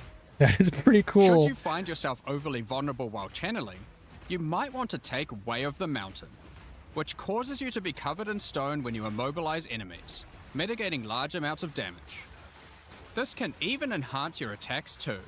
By hardening your weapon in stone, you can deal even more damage. After taking Hollow Focus technique, you can manifest your spiritual energy into objects. In this case, bells. which will appear around the martial artist and can be shattered by any of his attacks, even ones from the hollow form technique earlier. What does that do? Hollow resonance technique furthers that by adding a manifested bell to your back, which rings each time you deal a critical strike, damaging all enemies around you. That looks pretty cool. Through all the martial artist's thorough training, he has mastered the flow Runic of internal meridians. spiritual energy too, and And has engraved tattoo runic runes onto tattoos your around his body? meridians. What? By doing this, he can gain the benefit of extra runes. What is this guy, Just Gemling open now? your inventory and the Runeling? runes. Use the There is runeling one now? that counts as a helmet, 2 as a body armor, 1 as gloves, and 1 as boots. That's actually insane. Finally, your hands. The Oh, of ultimate course. expression of a master of the martial arts. Fist of stone. Taking way of the stone fist will cause your gloves to become a new base type when equipped. Each modifier on the original pair of gloves has an equivalent, more powerful, and more impactful modifier. For example, these gloves add some physical damage, cold damage, lightning damage, some resistances, and life gain on hit. Mm-hmm. Now, when I equip these, they become literal fists of stone. And not only grant me Holy. a bunch more evasion and energy shield, they now also grant a lot more damage, some maximum Holy. resistances, and a significantly higher amount of life gained on hitting enemies. That's wild. With all the different So with rune hollow palm, combinations that you would be can do, disgusting. and the different modifiers and gloves, there's a ton of different build options, and we're looking forward to seeing what you can come up with. Dude, that hollow palm is gonna go ham then. Now, with so many new But bosses sorry, in I gotta Return of go. the I gotta go to Ancients, my girl, of man. course, we want Spirit to have Walker a looks huge number of crazy unique good. rewards. There are some pretty cool things in here, so we wanted to show you a few of them. What the heck? A wolf's head? Twisted Empyrean is a two-handed mace made from the purest of Verisium, combined with the beast's corruption. It Wow, a lot of converts cold all damage. of your mace's skills fire damage to cold, and visually does so too, Well, that's turning sick. your volcanic fissures into glacial ones. So finally, warrior can This be mace flipping also ice. comes with its own built-in skill, About time. Starborn Onslaught. Using Glory, you can leap backwards, throwing your mace at the ground, creating Verisium fissures, before calling behind it a storm of cold metallic bolts from the stratosphere. Oh wow! Warrior is now turning into Next, a we have flipping Eventide Petals, flipping an amulet that not Huntress only with the grants backflip. runic ward, but also comes with its own reservation skill, Midnight Zenith. Midnight Zen. This skill causes your critical hits to grant Arctic petals that hover around you. Okay, so Stork's gonna be eating then. Once you have acquired enough of these petals, they will be consumed, Stork is creating eating. a floral ice crystal near an enemy. Then, destroy that crystal to do devastating cold damage to everything around it. Okay, okay. The Raven's Flock is a staff perfect for minion characters. Not only does it grant spirit reservation efficiency and minion damage, it also allows your minions to inflict grueling madness on Grueling hit, madness. slowing enemies and making all other slows on them more powerful, for maximum crowd control. Very nice. That's not where this item shines though. It grants a skill called Spiraling Conspiracy.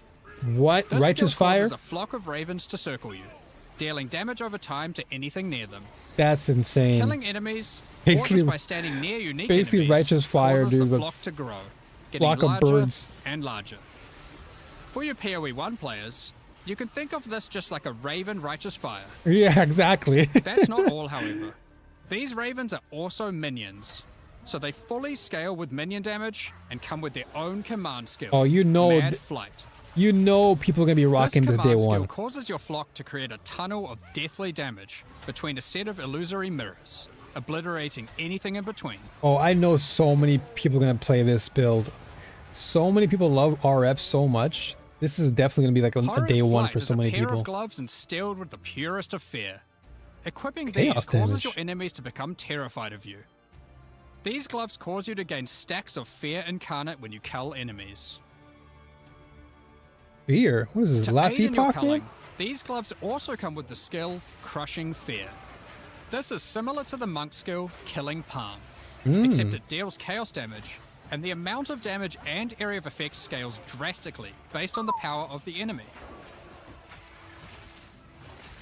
So you can go As you full use this, chalupa then. gain your stacks of Fear Incarnate, which increases your culling threshold, meaning enemies become easier and easier to cull, even to the point of being able to instantly kill some monsters from full life. Sylvan's That sounds effigy pretty is cool. a scepter for those wanting to run companions. It allows you to have any number of companions of different types, instead of the normal restriction of just one Level per 20 type. Asmerian Wolf. But what makes this cool is the Asmerian Wolf companion it comes with. This is a persistent minion that bites foes to maim them, leaps to cause bleeding, and even howls to buff nearby allies. Bro, this is the last epoch. Additionally, Flipping it lightning comes wolves. with the command skill Eternal Hunt, which when used it will howl, calling on the spirits to manifest spectral wolves to ambush all foes around you. There's just so much going on. There's a Liminal lot. Coil is a crazy wand. It allows you to apply as many curses as you please, but Huh? those curses will have no effect. What's the point then? 2 reasons. Firstly, your spells gain a bunch of extra physical and chaos damage for each curse on enemies. Secondly, is the skill it grants called Coiling Bolts. Bolts. This skill is a projectile spell that fires coiling physical and chaos projectiles with every cast. What makes this skill truly special though, is that it will split and chain through every cursed enemy, causing an absolute ruckus. You just chain See stack. for yourself. You just curse stack and then you can just kill Periphery everything. is a unique bow, Oh, which bow? utilizes all the powers of the Asmerian spirits by dealing damage of all elements. And This is a all Gemma 1, elements dude? can cause all ailments. The coolest thing about this bow, however, This is the is chromatic Asmerian shot. Swarm skill. These are minions that are summoned when you kill enemies. They will pursue all nearby enemies, damaging them and inflicting a debuff on them that boosts your elemental damage even further. Dude, that's literally Watch as you mow flipping chromatic enemies shot. down, and the All swarms elements, of Asmerian wisps aid you, melting enemies one screen at a time. and you get wisps on top of that with the bow. Okay, that's a chase item right there for me. The Ordained is a new spear, Ooh. mastering in physical and lightning damage, with high critical strike chance too. Oh, lightning! This Oh, spear lightning allows spear! you to Hello. leech life not only from physical damage, but lightning too. Oh, wow. It also creates a fragment of divinity nearby periodically. What are those? Yeah, I was Well, gonna say. This spear has the skill Righteous Descent, What which is the? an epic, divine leap, aided by angelic wings. Okay, give me that. If you use this I'm skill chasing when a that. fragment of divinity is nearby, it will become empowered, dealing significantly more damage, gaining massive area of effect, and bypassing its cooldown. Ooh, that When looks so fighting sick. a boss, let a bunch of the fragments spawn, and then just unleash your divine havoc, Damn. obliterating them. Ooh, take that, buddy. Last, Oh, I want but that not spear right least, now. We have a new unique jewel, Voices. Jesus. Voices is simple. It consumes 1 jewel slot to add more. There are versions that add 2 jewel slots, 3 jewel slots, and for those who are absurdly lucky or rich, one with 4 jewel slots. Wow. Equip it and notice the slots appear next to your character's portrait in the center. Oh, sick. So you can just slot out jewels like crazy. One of the things we are concerned about is how long it takes All right. for experienced players I'm to already replay sold through on the Spirit game Walker in and each Breach. new league. And the Expedition. That As stuff we was pretty learned sick. from Path of Exile 1, one of the things that can really help is having elements in the campaign that tell you where to go, if you know what to look for. We'll cover just one example per act for Acts 1 to 3, but there are many more than just these. For example, Hunting Grounds in Act 1 is a large, sparse area, containing multiple entrances and landmark encounters. Here's an example of some of the changes we've made here. Finding the ritual encounter in this area isn't too difficult. Right. Now after completing it, a trail of locusts will lead to the entrance to Freythorn. Just follow it and find the source of the evil. Oh, that's really good.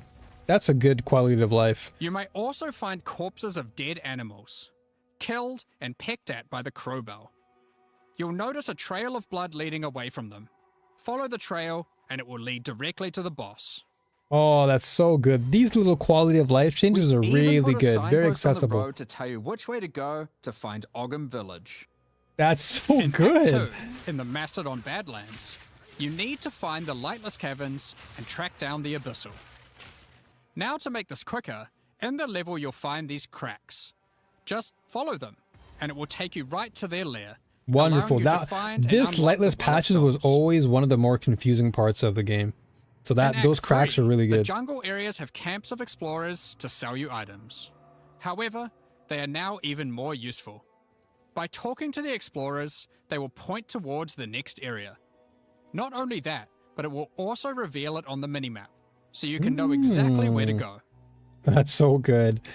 These are just some Excellent. examples. We plan to do more and more of these over time in order to streamline the experience. Very good. Very, very good decision there, GGG. That Now, accessibility is really As this good. is an in-game expansion, That's a dub for me it right makes there. sense that we would work on Atlas QOL.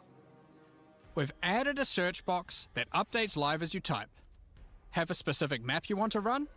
Now, it will be much easier to find. That's amazing. If there are multiple That is maps, so hitting enter will move good. you from map to map. That is so good. Now, making a character build in Path of Exile 2 So can they be just took pretty what was from complex. they just took what And was from the instead of skill designing a tree build and applied it to the Many end players game enjoy maps. following online build guides. We have a pretty awesome community that has built many tools over the years for designing builds, but we wanted to improve the experience of following them. So, we are introducing a new build guide system directly into the game client. Oh wow. Here's how it works. Community creators who write build guides can now create a new file format, a build file. Once downloaded, the builds appear in the in-game client, and selecting one will show you everything you need to know to make that build. That is so sick. So you can see all the passives you need to allocate, ascendancy points you need to take, I mean, this is in skill TLI, gems you dude. need to equip, Yo, Carl, what's going and on, dude? recommendations for all the support gems you need to use as well. This is from For Torchlight. items, the build designer can specify which uniques to use in each slot, or if needed, just add some notes to the item slot to say what kind This- of item you need. This is literally a In Torchlight. fact, build creators can inspired add notes to just about addition any to of the these game. areas, allowing them to explain Because Torchlight different had this in trade-offs their game context, for or years. just give more info But it's about good to how see these that things PoE should be 2 has used. finally added something like this. They can also give level ranges It's been a to minute, each dude. element, It's been a minute. allowing I've recommendations to just change over been time. I've been Great for builds that need to respec deep in after they reach focus a mode, certain man. level. Now, Making sure all to get of the this is brand written in a all standardized build solidified. format that creators can use, and we imagine that a lot of community build tools will be updated I've been to add pretty good. support for this format.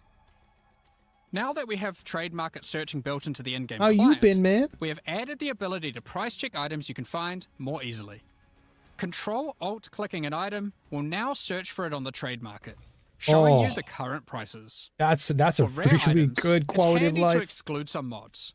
So we added the ability to enable and disable each mod so you can see what effect each one has on the price. That's a really good quality of life change. Next up, we're going to be Holy. talking about the new supporter packs for Return of the Ancients. All right, this part I don't really care Today, too much about. we're launching 2 new series of supporter packs. All I'm happy The about right Blood now Reaver is and Spirit Divinity Walker packs. and Each the tier Breach. contains the pack's That's full it. face value in points, And the alongside new several uniques to exclusive chase after, and of microtransactions. course the pinnacle bosses. As always, the microtransactions in these packs are purely cosmetic and do not affect your character's power or Yeah, progression man, in any way. my spirits as of late have The been very Blood high. Reaver series of supporter packs contains 6 exclusive microtransactions. I've been very focused blood on fuel your just blood building sheet. my brand The and Exsanguinator just weapon putting in the effect work, and it's draws been the blood it's been of paying enemies you've off slain a lot. and funnels it So into your I'm very weapons. happy.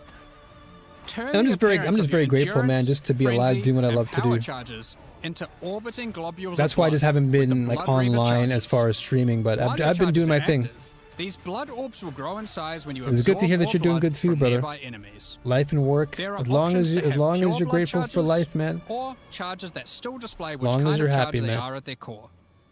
Let A God take taste care of the for rest. blood doesn't negate a taste for style. The elite Blood Reaver armor features Yeah, I don't crimson care about leathers this. and golden accents to set yourself apart from uncivilized leeches. Don't care about It also the features a back demonic attachment looking stuff. fashioned out of the wing of a colossal bat.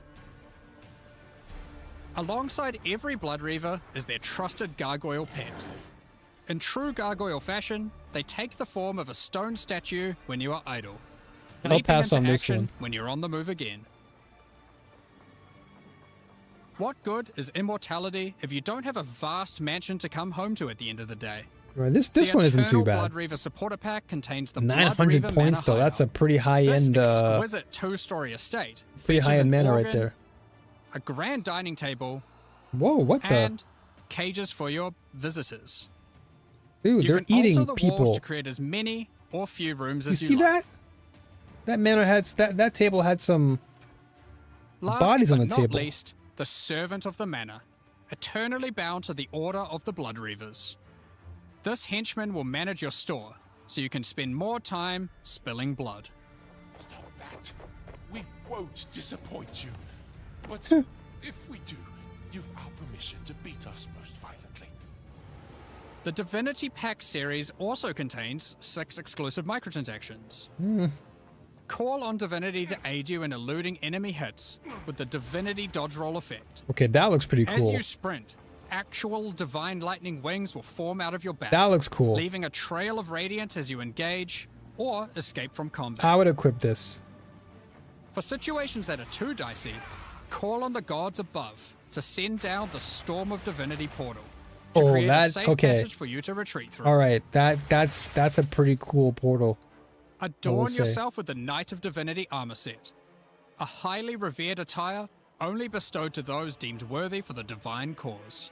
Not a bad one. Equipping the Divine Surge character effect empowers you with a storm of divine energy.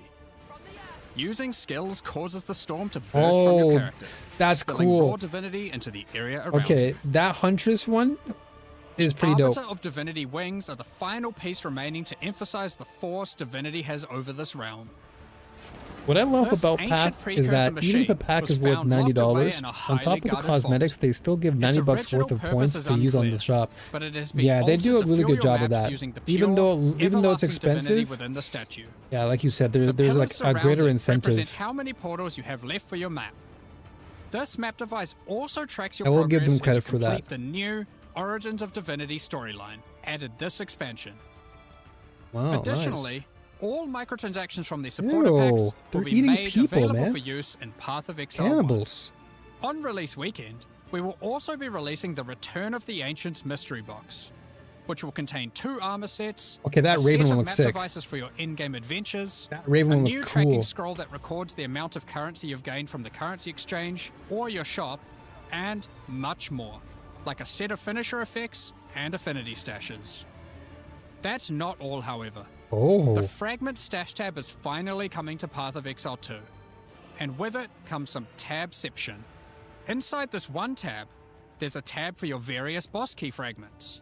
what There's the? also a tab for all your precursor tablets, with each type of tablet getting Dude, 6 tabs they're of storage. they're really getting Finally, you with the stashes there's a tab tabs. for your Djinn barriers and inscribed Stash ultimatums, tabs. I can't even speak. both of which get their own 6 tabs. That's a probably lot gonna- of tabs. Yeah, that's So gonna that's cost you a everything lot. in 050. This is by far the biggest update we've ever made to PoE 1 or 2.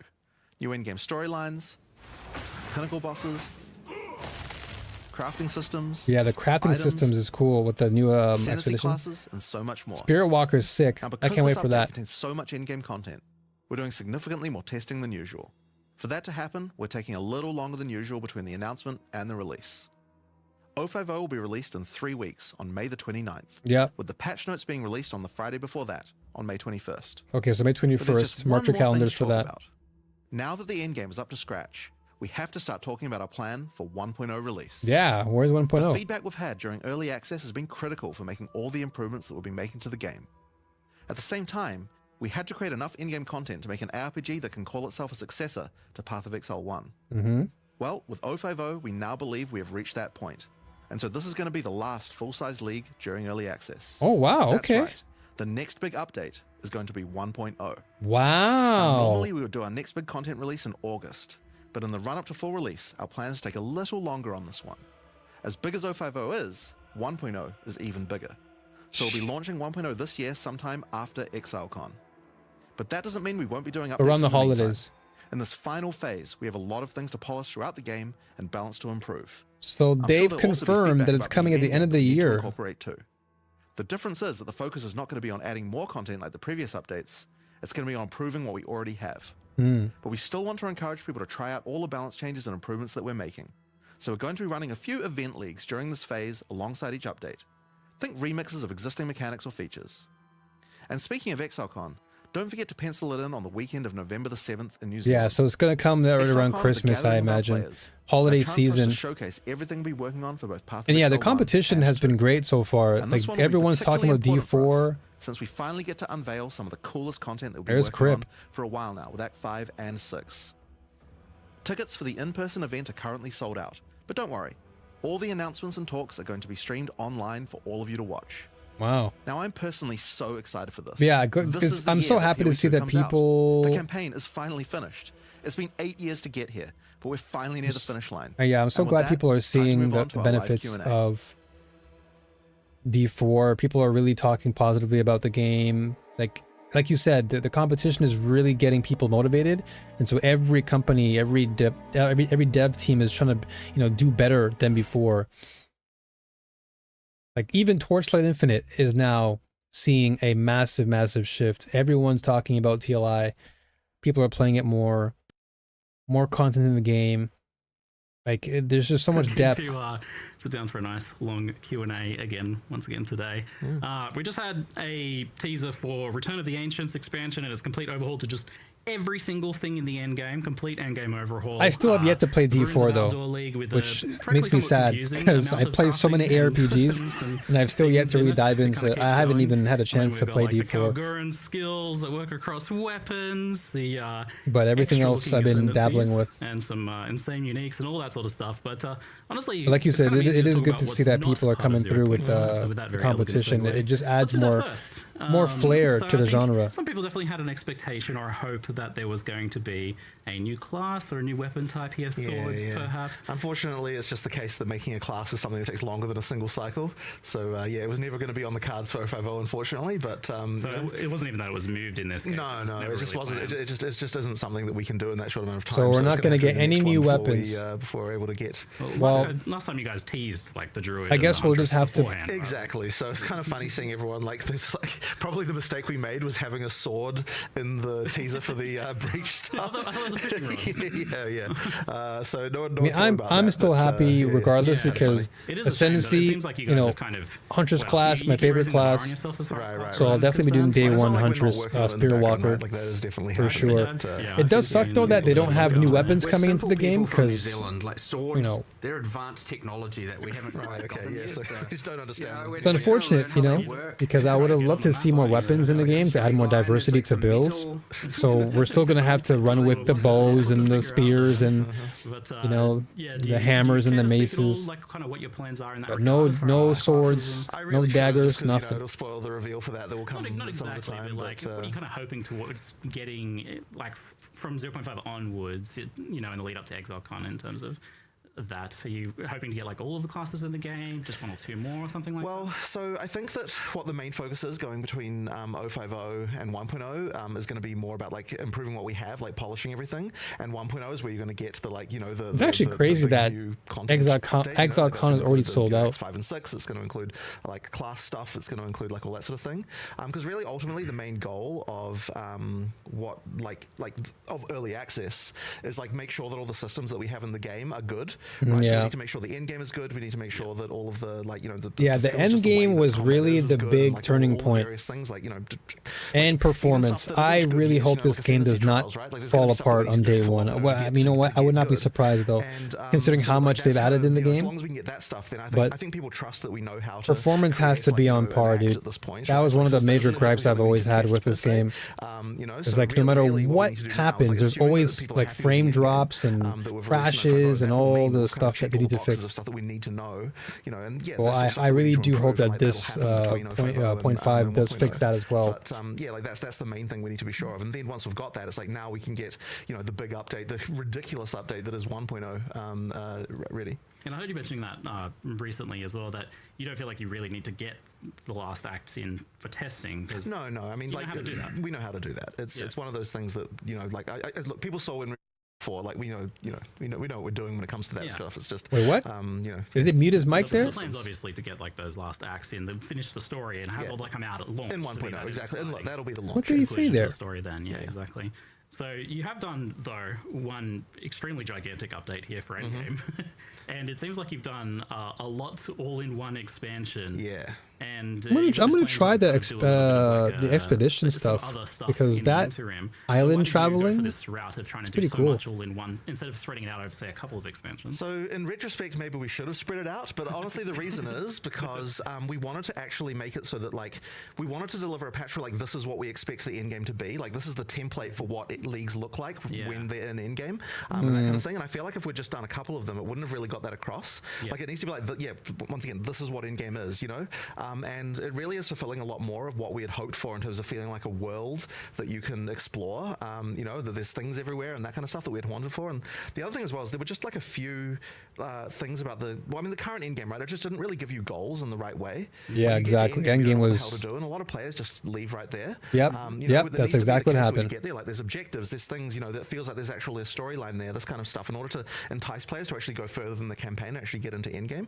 So yeah, I think that if we hadn't have done all of the leagues at the same time, I'm definitely looking forward to trying out both the breach and Sounds expedition like the plan mechanics now is now, to be able to because it focus just they on, seem like they seem to have a lot more depth. Yeah, absolutely. Way more polish. So, yeah, I mean, we plan to have some more leagues, but they won't be like content, like mega expansion type leagues. Like it's more like kind of like the 1 month event type things that we've done, and that's really just because we want to be able to.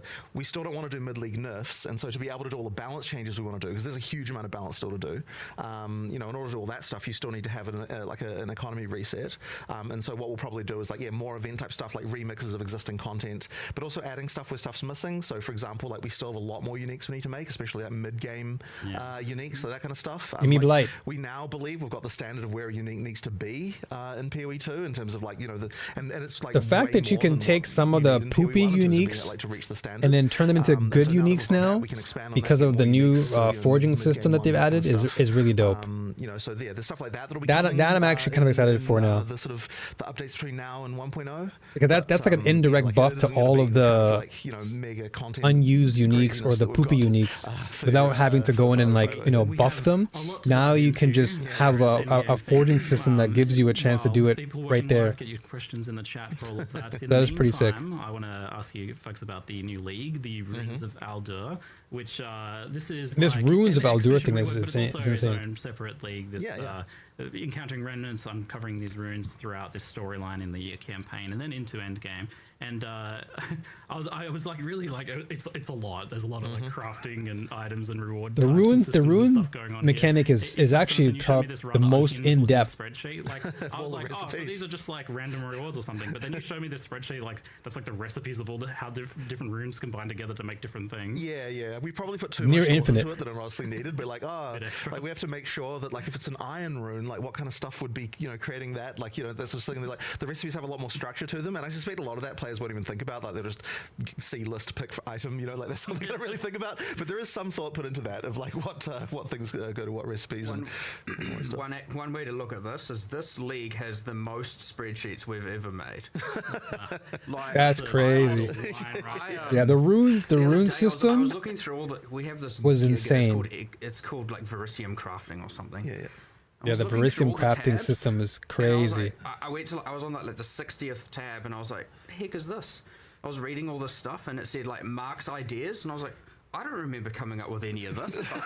I did. There's just like pages and pages and pages of crafts and stats, and just like honestly, I've lost the plot a little bit with respect to how many just like different things we've made. But that's a good thing. They went ham then. Idea writing. They really want to go ham. So I'm glad that they actually went above and beyond. That's got to do with uniques. Like what's going on with that? It's called Olroth's Legacy. And Olroth's Legacy that you can place in Ezomite and Kalgurin uniques to destroy the unique, and it takes one of the mods off of it and creates a unique rune. What? With a slightly modified value sometimes, because obviously, and then you can put that in the same item class of a. I don't even know about this system. What yeah, what the? Systems just keep There's just so many crazy. What the heck? Going on, but it was kind so of you like, can take a unique stat and put it onto. That's pretty cool. Systems would Kalgurins have? Like that sounds like TLI. That sounds like the grafting system that they just added. And so the whole magic system. That's literally what TLI had, where we had the grafting system where you would strip. You would strip the stats of a unique off of one unique, and you can basically put it onto a very specific item that you can pick up, or like a piece of equipment. We went definitely. So there's so many So crafting things. I think the fact that they've actually taken inspiration from Torchlight means that TLI is legit now. Practically like 80% implemented and then discarded. Like, it's just like a huge It means that Torchlight Infinite is a legit competitor to these games because they're taking inspiration from it. Benchcraft a thing and then it changes the unique. And The grafting system is definitely something that TLI put together, and for them to do that with the runes now is pretty cool. You like making more work for yourselves these days. That seems to be a running theme. I keep saying this to you. Like, why do you do this? Like, why do you do this? Yeah. Why do you make it so you have to like from now on you always have to look at all the modifiers on gloves? 100%. So yeah, because of that Monk Ascendancy, now every unique we ever make that's a glove unique, we have to design extra mods that it changes to. One other axis on that. All these new runes we've added, all of them. Remember that shaman that has that whole bonded modifier on every rune that we need to also add? Yeah. Wow. So does that apply to the ones that come from uniques like that? TBD. TBD. TBD. He's like, I don't even know. To do it, yes. But, the idea is all of them will work, yes. So that's like, there's some really unusual ones too, because there's runes that are designed to just be put into an item to metacraft and then be replaced, right? So I'm really proud of that one actually, because I really like the way that it's like doing metacrafting in a more understandable way, I reckon, than what PoE1 had. So you put the item in, you can start rolling different mods, but then you can take it out again by putting another rune on top. So and I really I like guess it. there's going to be maybe some process where you put one of those in, do a craft, and then put another one in, do another craft. Almost and then certainly. change it, layer it all together. That one's pretty cool. Crazy. Very layered. Chronomancy mods on boots. You got like a berserking themed one for helmet. There's like a kind of decay, damage over time one for gloves, and there's a few others there. So we've kind of tried to theme them as well. Yeah, that's like even a different thing to what we've had in the past with meta mods. Like that's not just shaping how we access the current modifiers, but rather new modifier pools. So expansive. I mean, we also have that new modifier pool thing going on with Breach as well, where with the new minion set of mods and the new caster set of mods on rings and stuff like that. Like, yeah. But the thing is, part of the reason for this is because we really wanted to make sure. So one of the things we're in the sort of early design phase of this is we're kind of like every league needs to have something that you're going to keep, like, if you want to grind Justice League, that there's let me actually refresh to make sure I'm actually getting my. That there's like a reason to keep. Did I get my flipping thing? So therefore, every league has to have some kind of crafting system that you can engage with. Excellent. Hold on a second. I must confirm and claim. Excellent. All right, let's go back to it. Where is it? I had to claim my drop. No, what happened? Did I screw everything up? Hold on a second. Refresh, damn you. You're not actually needing to like find those runes that you're inscribing on those encounters, right? Because I wasn't quite clear on how that works. Thematically, that's how it works. But in reality, the way that you'll engage with it is when you so I got the drop at least. A rune that's sort of Thank inscribed goodness. on a thing. Then like, at least day one I can get the drop. Relate to that rune will be displayed, except for that there's a few hidden ones that you have to do some quests to get. So there's some more quests throughout the campaign, and also some stuff in in-game that you can do to unlock a few more recipes. Yeah, but you're not having to like physically like cart these sorts of things around. No. There's nothing like that. So effectively, like you're just picking from the book every time. So like if you want to just look at this as like, walk up to the object, there's some recipes, just pick which item you want. That's effectively how you can engage with it. But thematically, there's kind of more stuff going on with the way that the recipes form and what we decide to put in stuff.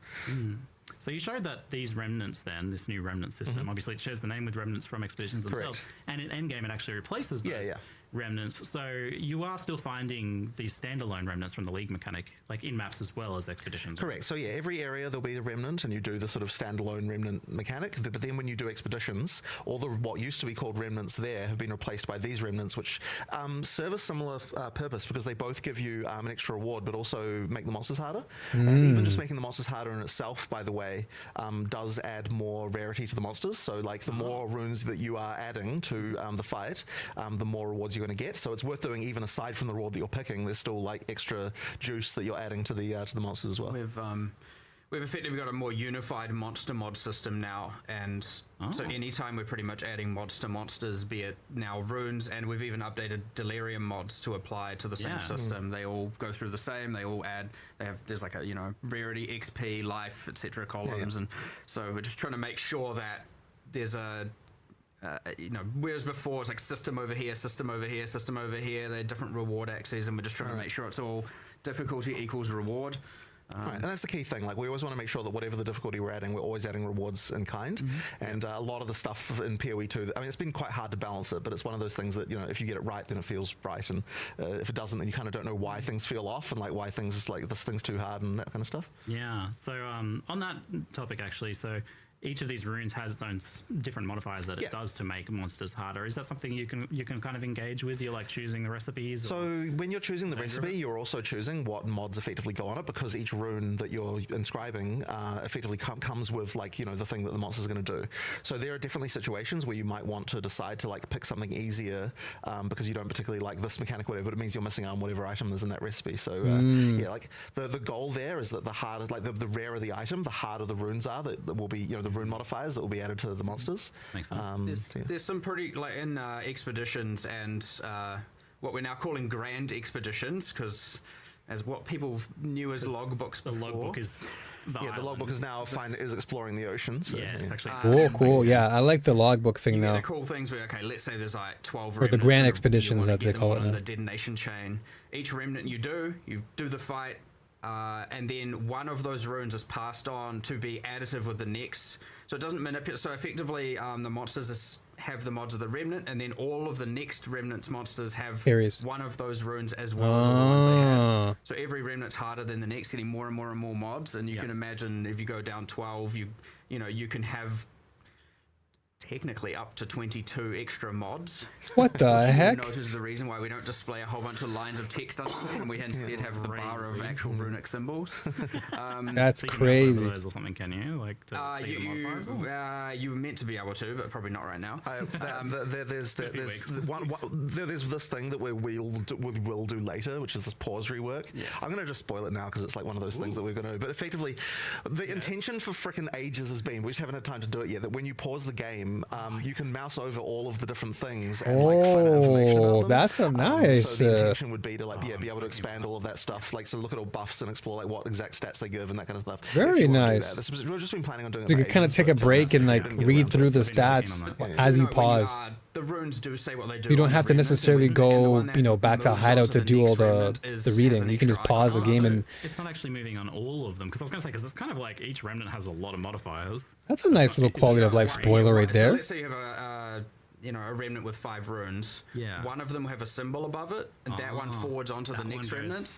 And so you can do a little bit of. You can have a crazy encounter, but the next one is maybe you can kind of target. Maybe if I just make it through that, it'll be okay in the next part of the expedition. Yeah, but then so the order of them kind of matters as well. And then, right. Like, okay, so you can organize and kind of target specifically what you want. There's a little bit of a more, deterministic, a juicer, so to speak. You're going to want to do a thing where you're like, okay, I want to get as many runes as possible, and so you want to kind of do things like avoiding overlaps. You want to make sure there's like some the most amount of runes probably. So there's there's some strategy you can pick and choose. There is, yes, and it's the kind of thing where people are like, I'm going to try and squeeze the most amount of rewards out of these out, or if you just want to just go blow up a bunch of stuff, also that's completely fine. On that note, extreme archaeology is still a thing with this new system then? The giant explosion? Not in the direct sense. How do you mean? Well, not with grand logbooks. Right. Well, with the regular encounters and maps. I believe it's on one of the master nodes. Oh, yeah, cool. I need to double check that because I can't be sure, but I believe it is. Yes, so much there's so much in the content, it's hard to remember everything. I don't want that in a grand expedition because you're just like, well, okay, I'll get 1% of the island, I guess. Yeah, for the regular ones, it should be there. Yeah, awesome. But cool. If it's not, it's funny. That Titan post in the back is clean. Sort of a hidden amount of work that we sort of glossed over. I wonder if that's from that logbook. What's it called? Displate. What used to be called logbooks, but now website where you can just you can get those magnetic posters. We put a lot of effort into like making a bunch of unique islands with weird shit. Like like every one of them has got like unique things to find and blow up that like are kind of weird. So it's not just a bunch of generic maps with expeditions in it. Yeah. They're actually got a lot of effort put into them in terms of every one of them has 2 to 3 things that only spawn there that are interesting. So yeah, there's quite a bit there too. Like it's kind of like we didn't want to spoil too many of them because it's quite fun like finding out maybe this will explode, maybe that'll explode. There's like things like that you can do, but is quite a fun one. There's even like there's like special logbooks you can find. Now that a logbook is just you click it to reveal a section of the ocean. Yeah. We have one that you can get that you can turn on, and then when you click, it's all of the islands revealed have extra modifiers on them, like expedition themed modifiers, so like more explosives, more radius, and a whole bunch of stuff like that that you can get in late game. Yeah, I guess kind of somewhat filling the role of the tower. They're definitely expanding the amount of choice that players have. AoE craft. Well, but then you also have no player will have the same experience. Every player that plays the endgame now is going to have their own respective unique experience because of just how many paths you can take. You can always, of course, just trade for like the pinnacle boss keys themselves. Anyway, so, yes. yeah. Not to mention the absurd amount of pinnacle bosses they've added. Pinnacle anymore. Right. And you are actually using regular waystone, so you can. Like they actually went ham with so many of the pinnacle boss additions. Potentially quite a bit. That's pretty juicy. It seems. So patch notes comes on the 21st, so still more time before we. Yeah, it is a little bit. So the exploring there is sort of supposed to feel that way because it's one of those like sort of infinite expanses that you can go down. Delta, yeah. Ocean. Yeah. Delta, I mean, sideways. I still want to make proper delve one day, but at least we've got this. Yeah, so there's a taste of delve in there. Reading all those giant blocks of text anymore, hoping to not get some. Oh, you remind me actually. So with the runes, is there modifiers like immune to fire damage and can't leech from them and stuff like that? No. They're just gone. Oh, Yes. Just more traditional modifiers, and then there's a set at the top. Like there's one called Power Rune, which is the rarest. It takes every mod and makes it tier 2. So there's some meta-y ones, and then there's the ones we showed, and there's one that causes all monsters spawned by the remnant to share a life pool, which is actually crazy. Yeah, that sounds pretty deadly. Fun, yeah. The funny thing about this is that if it had been a normal live stream where we were just doing a league, like so much more of the stuff we probably would have delved into. Yeah, but instead, because we had so much in-game stuff as like other things as well. You're doing like 5 leagues. Yeah, exactly. So you couldn't really show any of this stuff. Yeah. There's tons of like hidden stuff. It's like, I can't believe you glazed over this thing where like a rune steals a unique modifier. Yeah, That would have been like a core system you showed off in another one. Yeah, exactly. Just like, oh yeah, we didn't have time. We had to cut it for time. Well, I mean, like, another one of those we cut for time was the ability to upgrade runes there's a thing that will upgrade a rune that's already in your in your gear. Yeah, you can get like a perfect. So you get a perfect rune of any rune can be upgraded past the normal level that it could normally go to using one of those. Like it's called the Masterwork rune. Rub your runes. So there's something like that as well. Like, there's all sorts of stuff. Which you can then do incursion, extract, and trade. By the way, just to be clear. Yeah.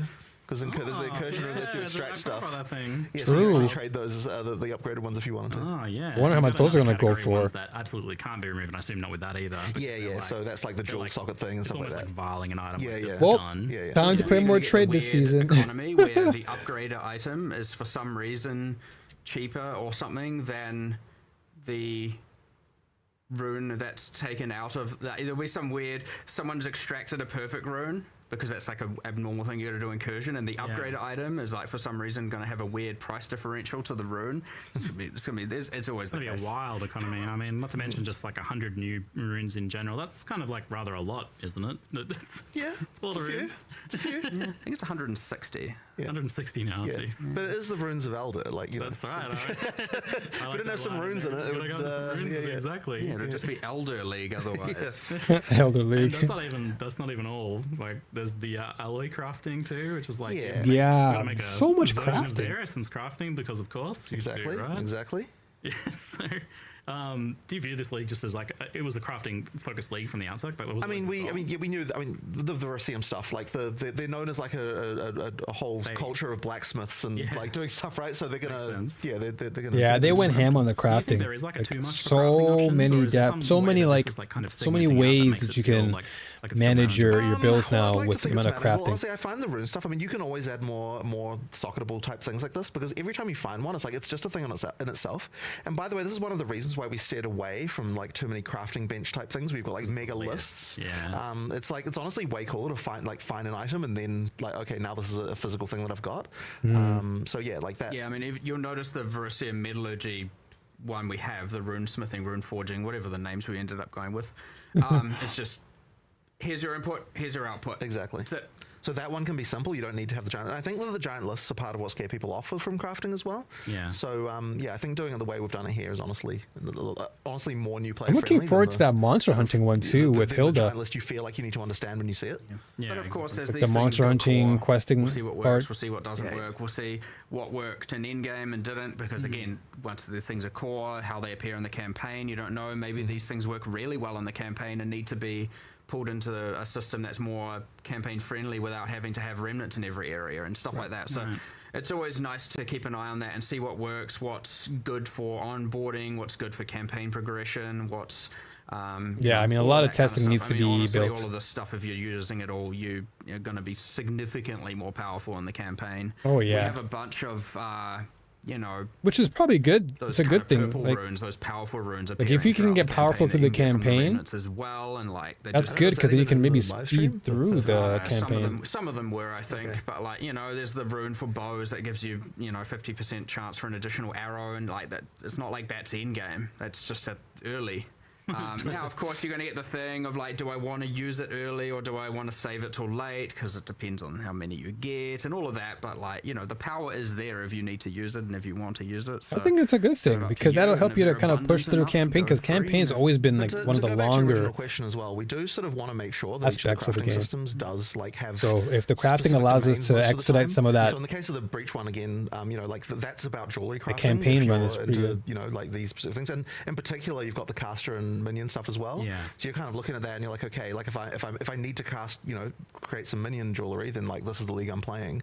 But then if I'm not having to create that, then I don't have to necessarily understand that one. So we do try to we're trying to make sure that it's not like for every single item slot or every single use case you have to know about every crafting system. Like there are specific ones. that Yeah, can it's help with specific expansive. areas. Yeah, okay. it's giving me You can TLI look at vibes that. again, That does divide it where down a little bit more. it's kind of like That's a kind of massive the- economy, this and was you don't actually one of those necessarily have things to we discussed target way back in the early days of one PoE2 about how we crafting would aspect. differentiate crafting from Like, PoE1, is like try to have a so little bit like, more, there's so many. segregation, of the different. Yeah, there's a crafting, wider systems and variety of different item crafting slots. aspects now that Yeah, more exactly. players can take And advantage of also it, there's other and so then you can just go to crafting the market systems and buy not whatever you need if you don't So understand a can use certain thing. Runeforging to upgrade items. So it really does give me TLI vibes because TLI has such a vast economy of mechanics, and you can just focus on the ones you like, make bank, and then whichever other mechanics you may not like, you can always get the extra items off of the store and stuff. An ability to change affixes on Unix as Correct. well. So it looks like PoE2 is going down that route. The changing affixes part, I believe, is mostly the Kalguran Uniques where it does that.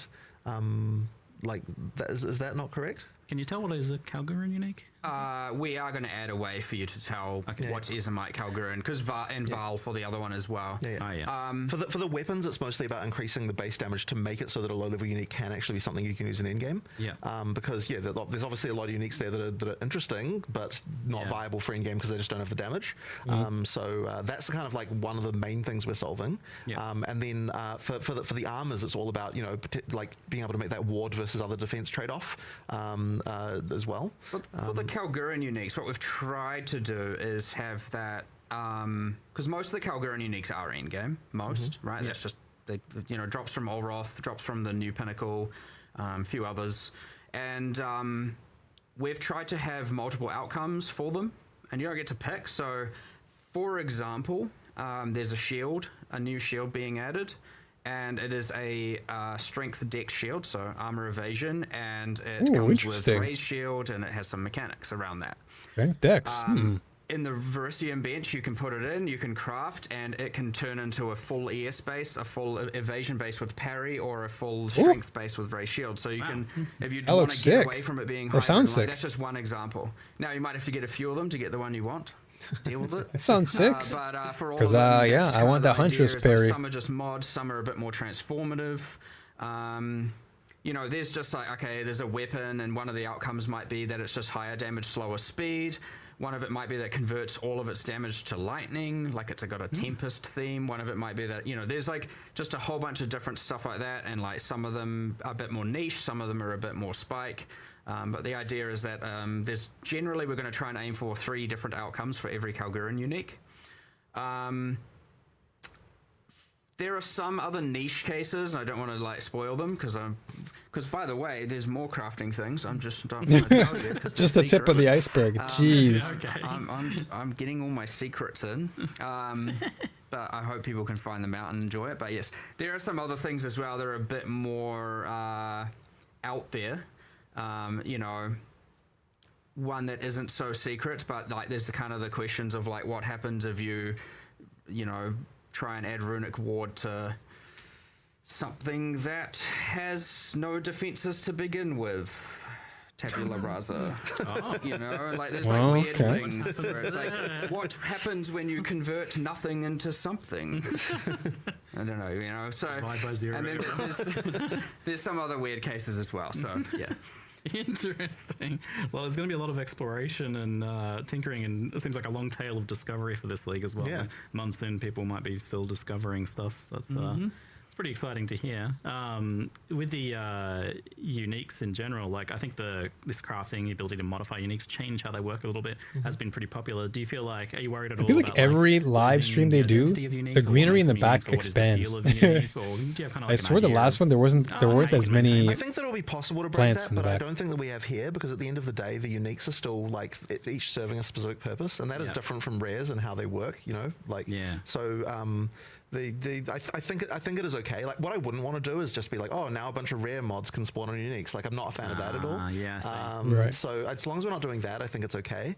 I mean, like we do push the boundaries. Though. Even just the fact that uniques have socketables that go in them kind of changes things a bit. But I think a lot of the time when you do that, you're not really looking at that as like the unique has got random mods. It sort of feels more like it's just an extra place for things to go on your character. So I think it still works in terms of the flavor of what a unique is supposed to be. Yeah, it feels like a separate layer. Yeah, I guess a lot of the time you are changing one unique modifier for another unique modifier that's like a twist on the original concept, so it still retains that identity quite a lot there as well. So kind of like transitioning. Oh wait, first I did want to ask about the runic ward thing. So runic ward obviously has undergone a bit of a redesign, a bit of a concept change here. It's now a layer under your life. How did you arrive at this design? Kind of what's the reason for it? Well, once again, we were thinking, okay, we want to be able to make a magic system that feels like it's fundamentally different than what you'd have on Rayclast. We were trying to think like, okay, how do I say this? So I feel like I've lost myself here, but yeah, like I guess it is really just coming, something that feels a little bit different.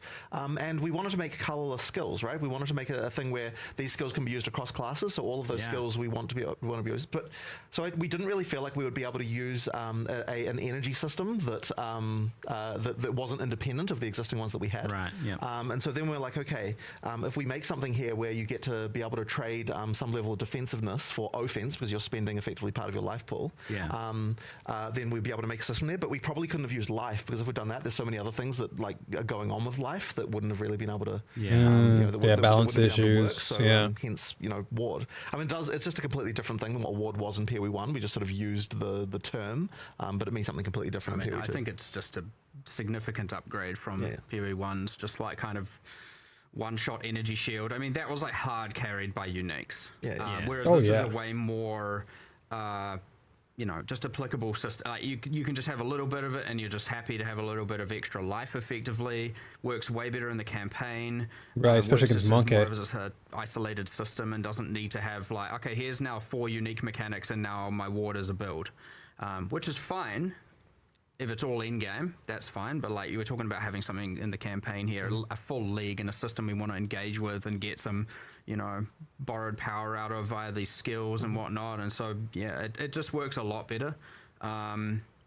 One thing I should mention with the ward is that in the early base types, it's usually strict upgrades. Like if you're during early in the campaign, you're not trading off anything, you just get extra bonuses. But as you get into the end game, that's where those bases start to be like, okay, in order to have more ward, we're going to be trading off your other defenses. And that means that when we finally do potentially move it into core, it's going to be like, it'll be a question of like, do I want to go for it? Like, it's not going to be something mandatory, because if it had just been always additive, it would have been that every single person needs to put ward on every single base type, and we don't want it to be that way in the end game.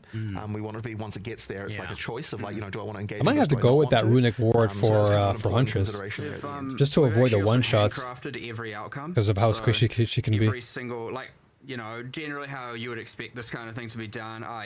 Here's the formula. It converts.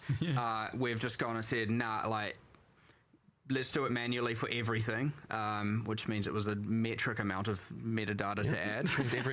Every base type we add has to have the ward, the rune-crafted, rune-forged version.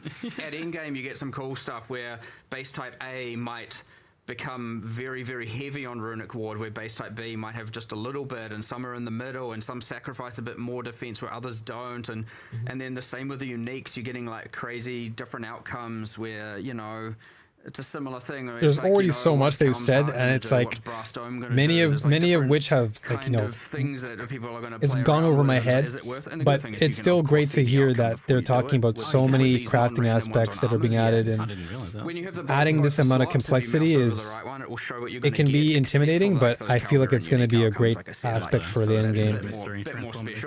But most of the time, so much more incentive now to chase after different things and create a build that really feels fine-tuned. Just, you know, so but yeah, there's some crazy stuff. You'll get some runic ward stackers, you'll get some people that just have a supplemental amount just to stack, maybe just enough to use a skill or just enough to use a support, and you'll get people who are just trying to spam the skills as much as they possibly can. You have some people that have low amounts stacking higher regen. That witch one though with the crows is the goal. And like the what's it called? The Raven Righteous Fire build is pretty sick. That was like a unique item too. That was cool. Yeah, and on the topic of the Kalguran skills, this is like, especially because this is like something that gets asked all the time, is like, oh, can we have more weapon agnostic skills? Things that kind of like blur those boundaries a little bit now that you've got those established. What's the design process or the goal, or how you're approaching? So it's a little bit tricky because, yeah, we have to make sure that these things are going to be things that can be used across classes. Like, I don't want to just be like, okay, this one's only for, like, you know, one particular character, and it needs to kind of span them, and that means they tend to need to work with things like existing debuffs and existing buffs. We've got one that generates they've got various things that like that just play with all of those different mechanics. So, you know, like the example we gave in the presentation of like converting fire to frost fire, like that kind of thing. Like, there's a lot of different builds, a lot of different character classes that'll be able to play with that. Ideally, that means that it can just open up the different different ways to be able to synergize between different mechanics all over the place. And then, yeah, because they spend ward rather than some other resource, it means that, you know, there's no issue there either.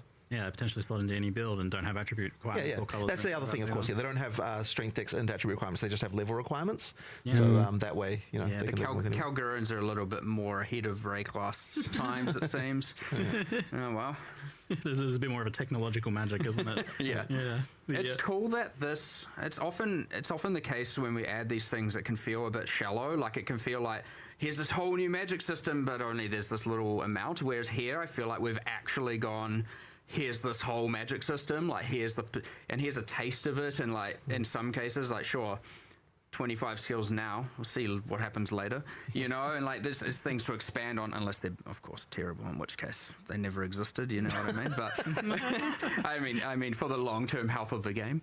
But you get this thing where it's like, it really feels like, with respect to the Kalguran magic, the Kalguran technology, we're just like getting further and further and really learning more and more about how these people gain their power, how it's different from everything you know on Rayclast, and like it's honestly been just quite cool. And like Runic Ward, as I said, it feels way more than just like, it feels pretty core. Like, it doesn't feel like this like just secondary thing. Not that you have to do it, it's not mandatory, but it feels core when you do engage with it, which is very cool. And I wouldn't say we've gone this deep into like a extra resource system and thing like in any league ever before. I'm impressed with the amount of crafting they've added in this season. Yeah, it's like usually just like, some map thing, you collect petals or something. Seems a bit more engaging. It's definitely, I know it's going to be very, very overwhelming for so many players because of just how much has been mentioned for crafting alone. As long as it works. Yeah, I mean, if it works, then we will. Yeah, if people that's just one of the many layers just kind of zooming out to a bit broader picture, some outstanding issues from our last meeting. If I consult the minutes here, plus skills is often brought up as something that's has a very high level of impact on your gearing choices and can feel for some, I think, a bit restrictive, as just because it's so much stronger than other options. We did have a big conversation about that. I can't remember what we finally decided on there. Yeah, it's one of those dexterity-like conversations. I think we are trimming a few levels off the top. Yeah, that's right. Or more so, we're trimming some off the top and moving some of it up so that there's still a high-level mod. But doing that for the weapon mods, But like, there's more to do here, for sure. I would say that given the like this league in particular, like, I remember we started it and we were like, here's all the things that we've discussed we need to fix, we need to do all this. And then it was like, oh, and here's the like 8,000 other balance runes and crafting systems and everything we want to do and new classes. And it was like, new versus existing having a bit of a conflict. And we were, so I wouldn't say we got to do as much of the balance fix up to a lot of the stuff we've discussed previous that we wanted to do here. But as you were talking about at the start of the Q&A, like that is, and what Jonathan said is that is a lot of what we want to do, you know, while we have the team making the acts. Yeah. Like, that's a different kind of balance. We don't have, you know, you're not adding runes and crafting systems to the acts in the same way, Which right? means that those designers it's are a freed different up team. Yeah, so Yeah, they have the freedom. On all those kinds of Right. balance You concerns. can pretty much do some balance leagues between We now do, and- yeah, exactly, and we do. Yeah, they have a lot more leeway to work with, which is good. Which isn't to say that we didn't do some balance for this. For this I one. expected you to do almost none on this one, given the scope. No, of there's what you definitely wanted some. to do. There's You actually some have done a few, important ones too. Yeah. which we'll cover a few of those. Got like, you know, some chronomancer stuff. There's a whole, we're doing a bunch of stuff, but honestly, it honestly just is as much as we can, to be honest. Like, you know, we're not sitting idly not doing it, but yeah, like, I understand that there's a few things which I assume you're going to bring up a couple others that are left unresolved, and Certainly. hopefully maybe one of them's resolved. We'll see. Well, the next one was Rarity, reprising our earlier discussions on Rarity from the last Q&A, Yep. where you were saying that you were eager to at some point remove Rarity from the I am interested in doing that. It's still a question of what we can replace it with, but there is one other change to talk about around that is a bit more subtle, and I don't know whether it will matter or not. But one of the things we identified, I mean, look, the thing people often say with Rarity is they just don't want it to give currency. Yeah. That's like a common thing that they'll say. Like, people who say they want to keep Rarity, they'll often say, oh, but it should, you could just remove the currency from it and then it'll be okay.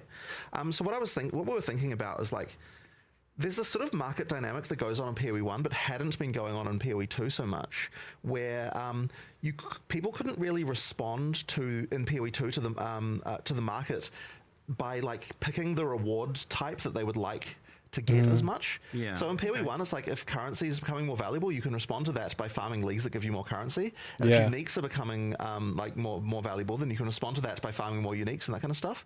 So there was like a little bit of an aim here to make it so that the league's a little bit more like by Balance? picking what league you're also picking more of what types of rewards you want to get a little bit better. Right, Which can yeah. mean that, like, if there's a gap in the market, you can fill it that way. Exactly, And that yeah. should result in like more. That's- we're getting total economist here right now. But Right, that's it means what people reminds me of respond to the Torchlight. price signals that the market is giving them. Yep, by, that's farming basically the what correct Torchlight thing is. to, That's like, get why the I thing love that, like, Torchlight so market's much, valuing because more right now. they understand, like, phenomenal difference the between the two economics. games, like the economic statistic level. Well, I think Yeah. it's not so much looking at this. TLI does it best, in my opinion. TLI does it best when it comes to economic value. People aren't able to respond to that by effectively getting. It's just more so of much that thing to more drive the prices dynamic. down again.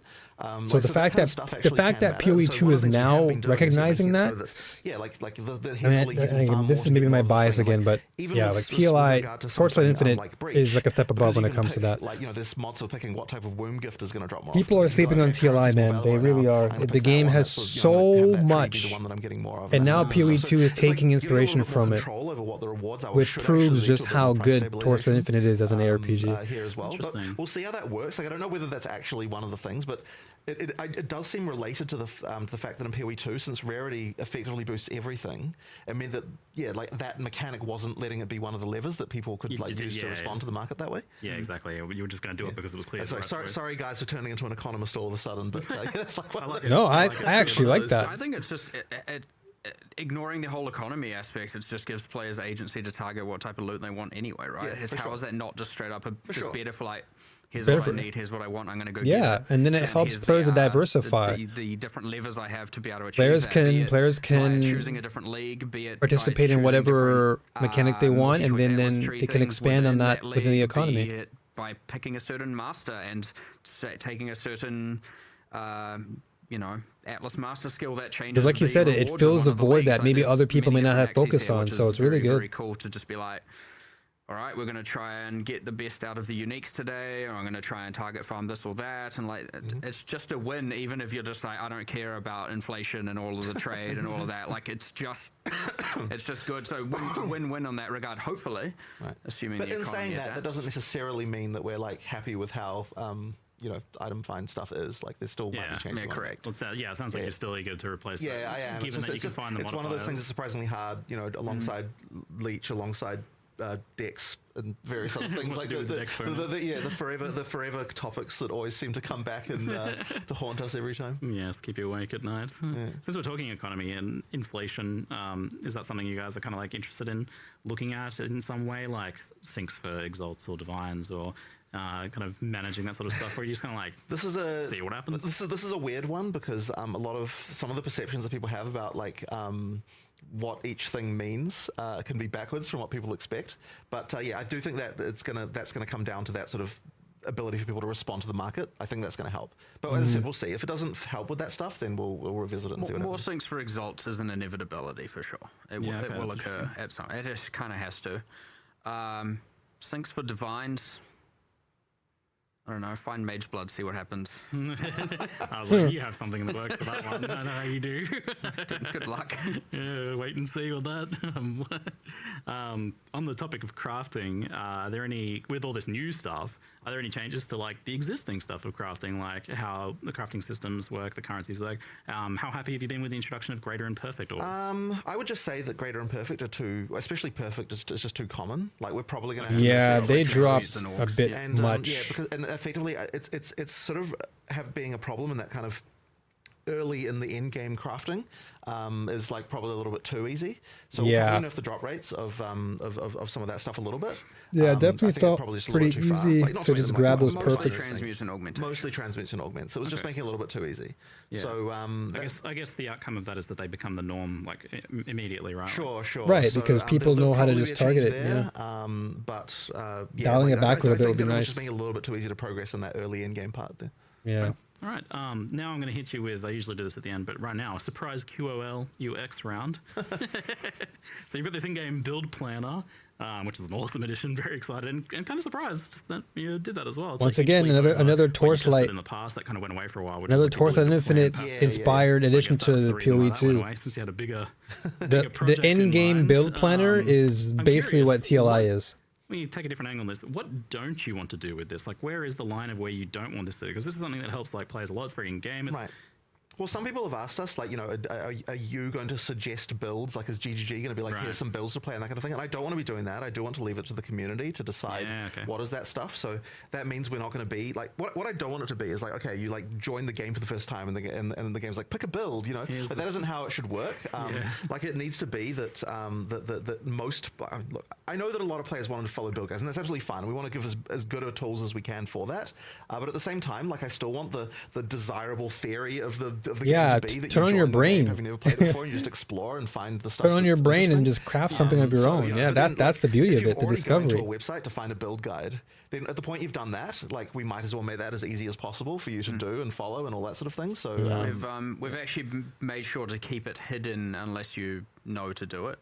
So unless it's basically like, you don't open your passive tree and it's like load files and you're like, what the heck is going on here? Now I should mention that we didn't put it in the live stream because we weren't like 100% sure that it would be there, but it is being worked on right now that there's going to be like a one-click solution for getting a build from a community website, right? So the idea is like, a community website can put a link, and when you click the link, it'll just add it to your account. Like with filters, like what? Yeah, exactly like with filters, right? So then it can just add it to your account, and that way you don't have to screw around with files or anything. And that's important for console players as well, because they obviously can't put files on the console.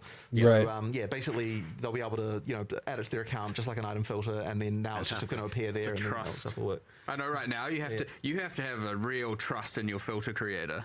Because they could just hide mirrors. So hopefully your build creator, So April 1st, your build creator just completely just changes your build randomly for a day. But the documentation for how to do the build files should be going up today-ish, and that means that what I'd expect to happen, although obviously it's up to them, like the various community projects like Path of Building and that kind of stuff, to all like adopt that and make it so that you can so that you can export a build from those those tools, and then then the creators can create websites showing those off and that kind of thing, and like that kind of stuff is what we'd expect to. Yeah, it just improves the cool. actual like physical I like that. act of like having a build guide and implementing that, using it for people who are. That's awesome. And if we also find that like build creators are interested in adding notes to more places, like we tried to get everything we could think of, but there might be places where you're like, because the idea is like anywhere where a creator wants to be able to say like, here's some more tutorialization that they want to add. The idea is that they can kind of do that. I love that. Like that's the sort of. I can tell people to upgrade their life flasks for life flasks that heal more life. Than the For previous sure, one. exactly like the example we had in the video. Love it. It's very true. People overlook it. So another one from our outstanding minutes is the mouse and keyboard and controller hot swap. I know, and it's becoming a running joke at this point of like people promising it every league and then not delivering it. And the annoying thing about it is that it's one of those things that like someone will work on it for like there's a surprising amount of code to do to change it, but then every time it's like the guy like someone will work on it for like a month or something, and they'll be like, oh shit, we've got this urgent league UI that needs doing, and then they get derailed. But I promise this time is the time that we will get. This is the time for now. the fragment tab. Sorry. Yeah, it is actually legitimate. But also not It legitimately sorry. was. But not sorry because the fragment tab's kind of I want it and I need it. Yeah. But it's like I think whoops. I think there was a bingo card that you saw where you're like, so many people want this. Yeah. Fragment So, look, fragment so tab. you can actually blame the bingo card makers. I guess so. I guess Hot so. swapping was on there too. I had my hand over it. I was like, look, they want the fragment tab. I see. Really what I mean is I want the fragment tab. Another one that I haven't mentioned before, but are revisiting is visibility issues. So skills, I think, are being designed to look as cool as possible under normal circumstances a lot of the time. Like the artist, I imagine, is working on them in that situation. But then they can become extreme on endgame builds, right? You're adding like 10 extra projectiles and screen size AoE scaling and attack speed. So I think like a good example is Explosive Grenade. Phenomenal looking skill, immensely satisfying. Sounds, visuals, but now we've got like grenade nova projectiles with totems firing at multiple rapidly. Yeah, that thing is. It can get pretty extreme. You got to put your sunnies on, man. I know. It's funny when I'm streaming, you can see the face just light up whenever you toss a grenade. It's one of those things where, like, over time, ideally, we're able to just improve the situation with regard to effects. I mean, we do have some systems for limiting this kind of stuff, like to prevent certain particles from spawning. I was wondering if like some sort of dynamic culling effect. We do have stuff like that, but it's one of those things that it's easy for it to get left till the end and then not done, because the effects artists are obviously optimizing for what looks good. And whenever you're if effects artists come to me and like, hey, what do you think of the skill? It's not I tend not to be like, okay, now let's see it when there's like a bajillion of them, that's one of those steps we should probably take at some point. But it's like we do have systems for it. It's just a matter of like spending time working on it, and it's the kind of thing that just over time will slowly It improve. honestly is a time problem. Yeah. Like of course. It gets Makes the tested most sense. internally. It does get reported. There are issues, tasks that are made, and they say, help my frame rate, help my eyes. It does say that, and 100%. And then it's like, I could optimize this. I don't quite know how, and a few people have to collaborate to do it. We definitely do fix the worst cases, like when they're really, really bad. Before you see them, ideally. But there can also just be cases where it's like we didn't realize that a build would be created that could get to this level of insane. Right, yeah, they can't anticipate. Exactly. They can't anticipate the amount of brokenness that a player can come up with. It is the balance that's the problem, right? And then so that can be a bit tricky when it's like, how do you know, is this an engine task, an art task, is it a balance task? And that's the funny thing about it as well, because all of those sorts of issues have to actually go to a game designer, because they're the ones who can decide, like, is this even acceptable in the first place? Right, yeah, they have to go through all the coding and making sure that it's appropriate. Foro, I believe, to some of the grenade spam stuff that you could do. But then I believe there were some other mechanics added that kind of made it come back again. So, Yeah, it was it was like slight enough and then way more. It happens. Yeah, that's good. But we'll resolve them over time. Like we will get it better. And just to reiterate, because in the past we'd asked about the idea of like transparency sliders or brightness sliders. I'm not a fan, honestly. Like I think it does fundamentally kind of ruin something there that I'm not. Yeah. So you that's like the. In I my want mind, to try and that's the fix it easy so that you route. don't even have to think about it. That it's not a setting you need to do. It's not anything like that. It's, You want to take the hard route. Only Torsa Infinite has every that. time. The hard route. That's the best. That's route. the so basically Ziggy took that question The from last Torsa, because one I have Torsa maybe, actually and this has is the the what's it called, You guys the looking to get full Steam Deck verified? slider sometime? to change the Earlier, so opacity yeah, to so, your this to your is spells, so you don't have a flipping. There were a few flash things bang around in the your UI face. that made it so we couldn't get Steam Deck verified. Like Once UI, again, so we've actually TLI added a lot of cooking in options that for UI area. scaling in like different areas now.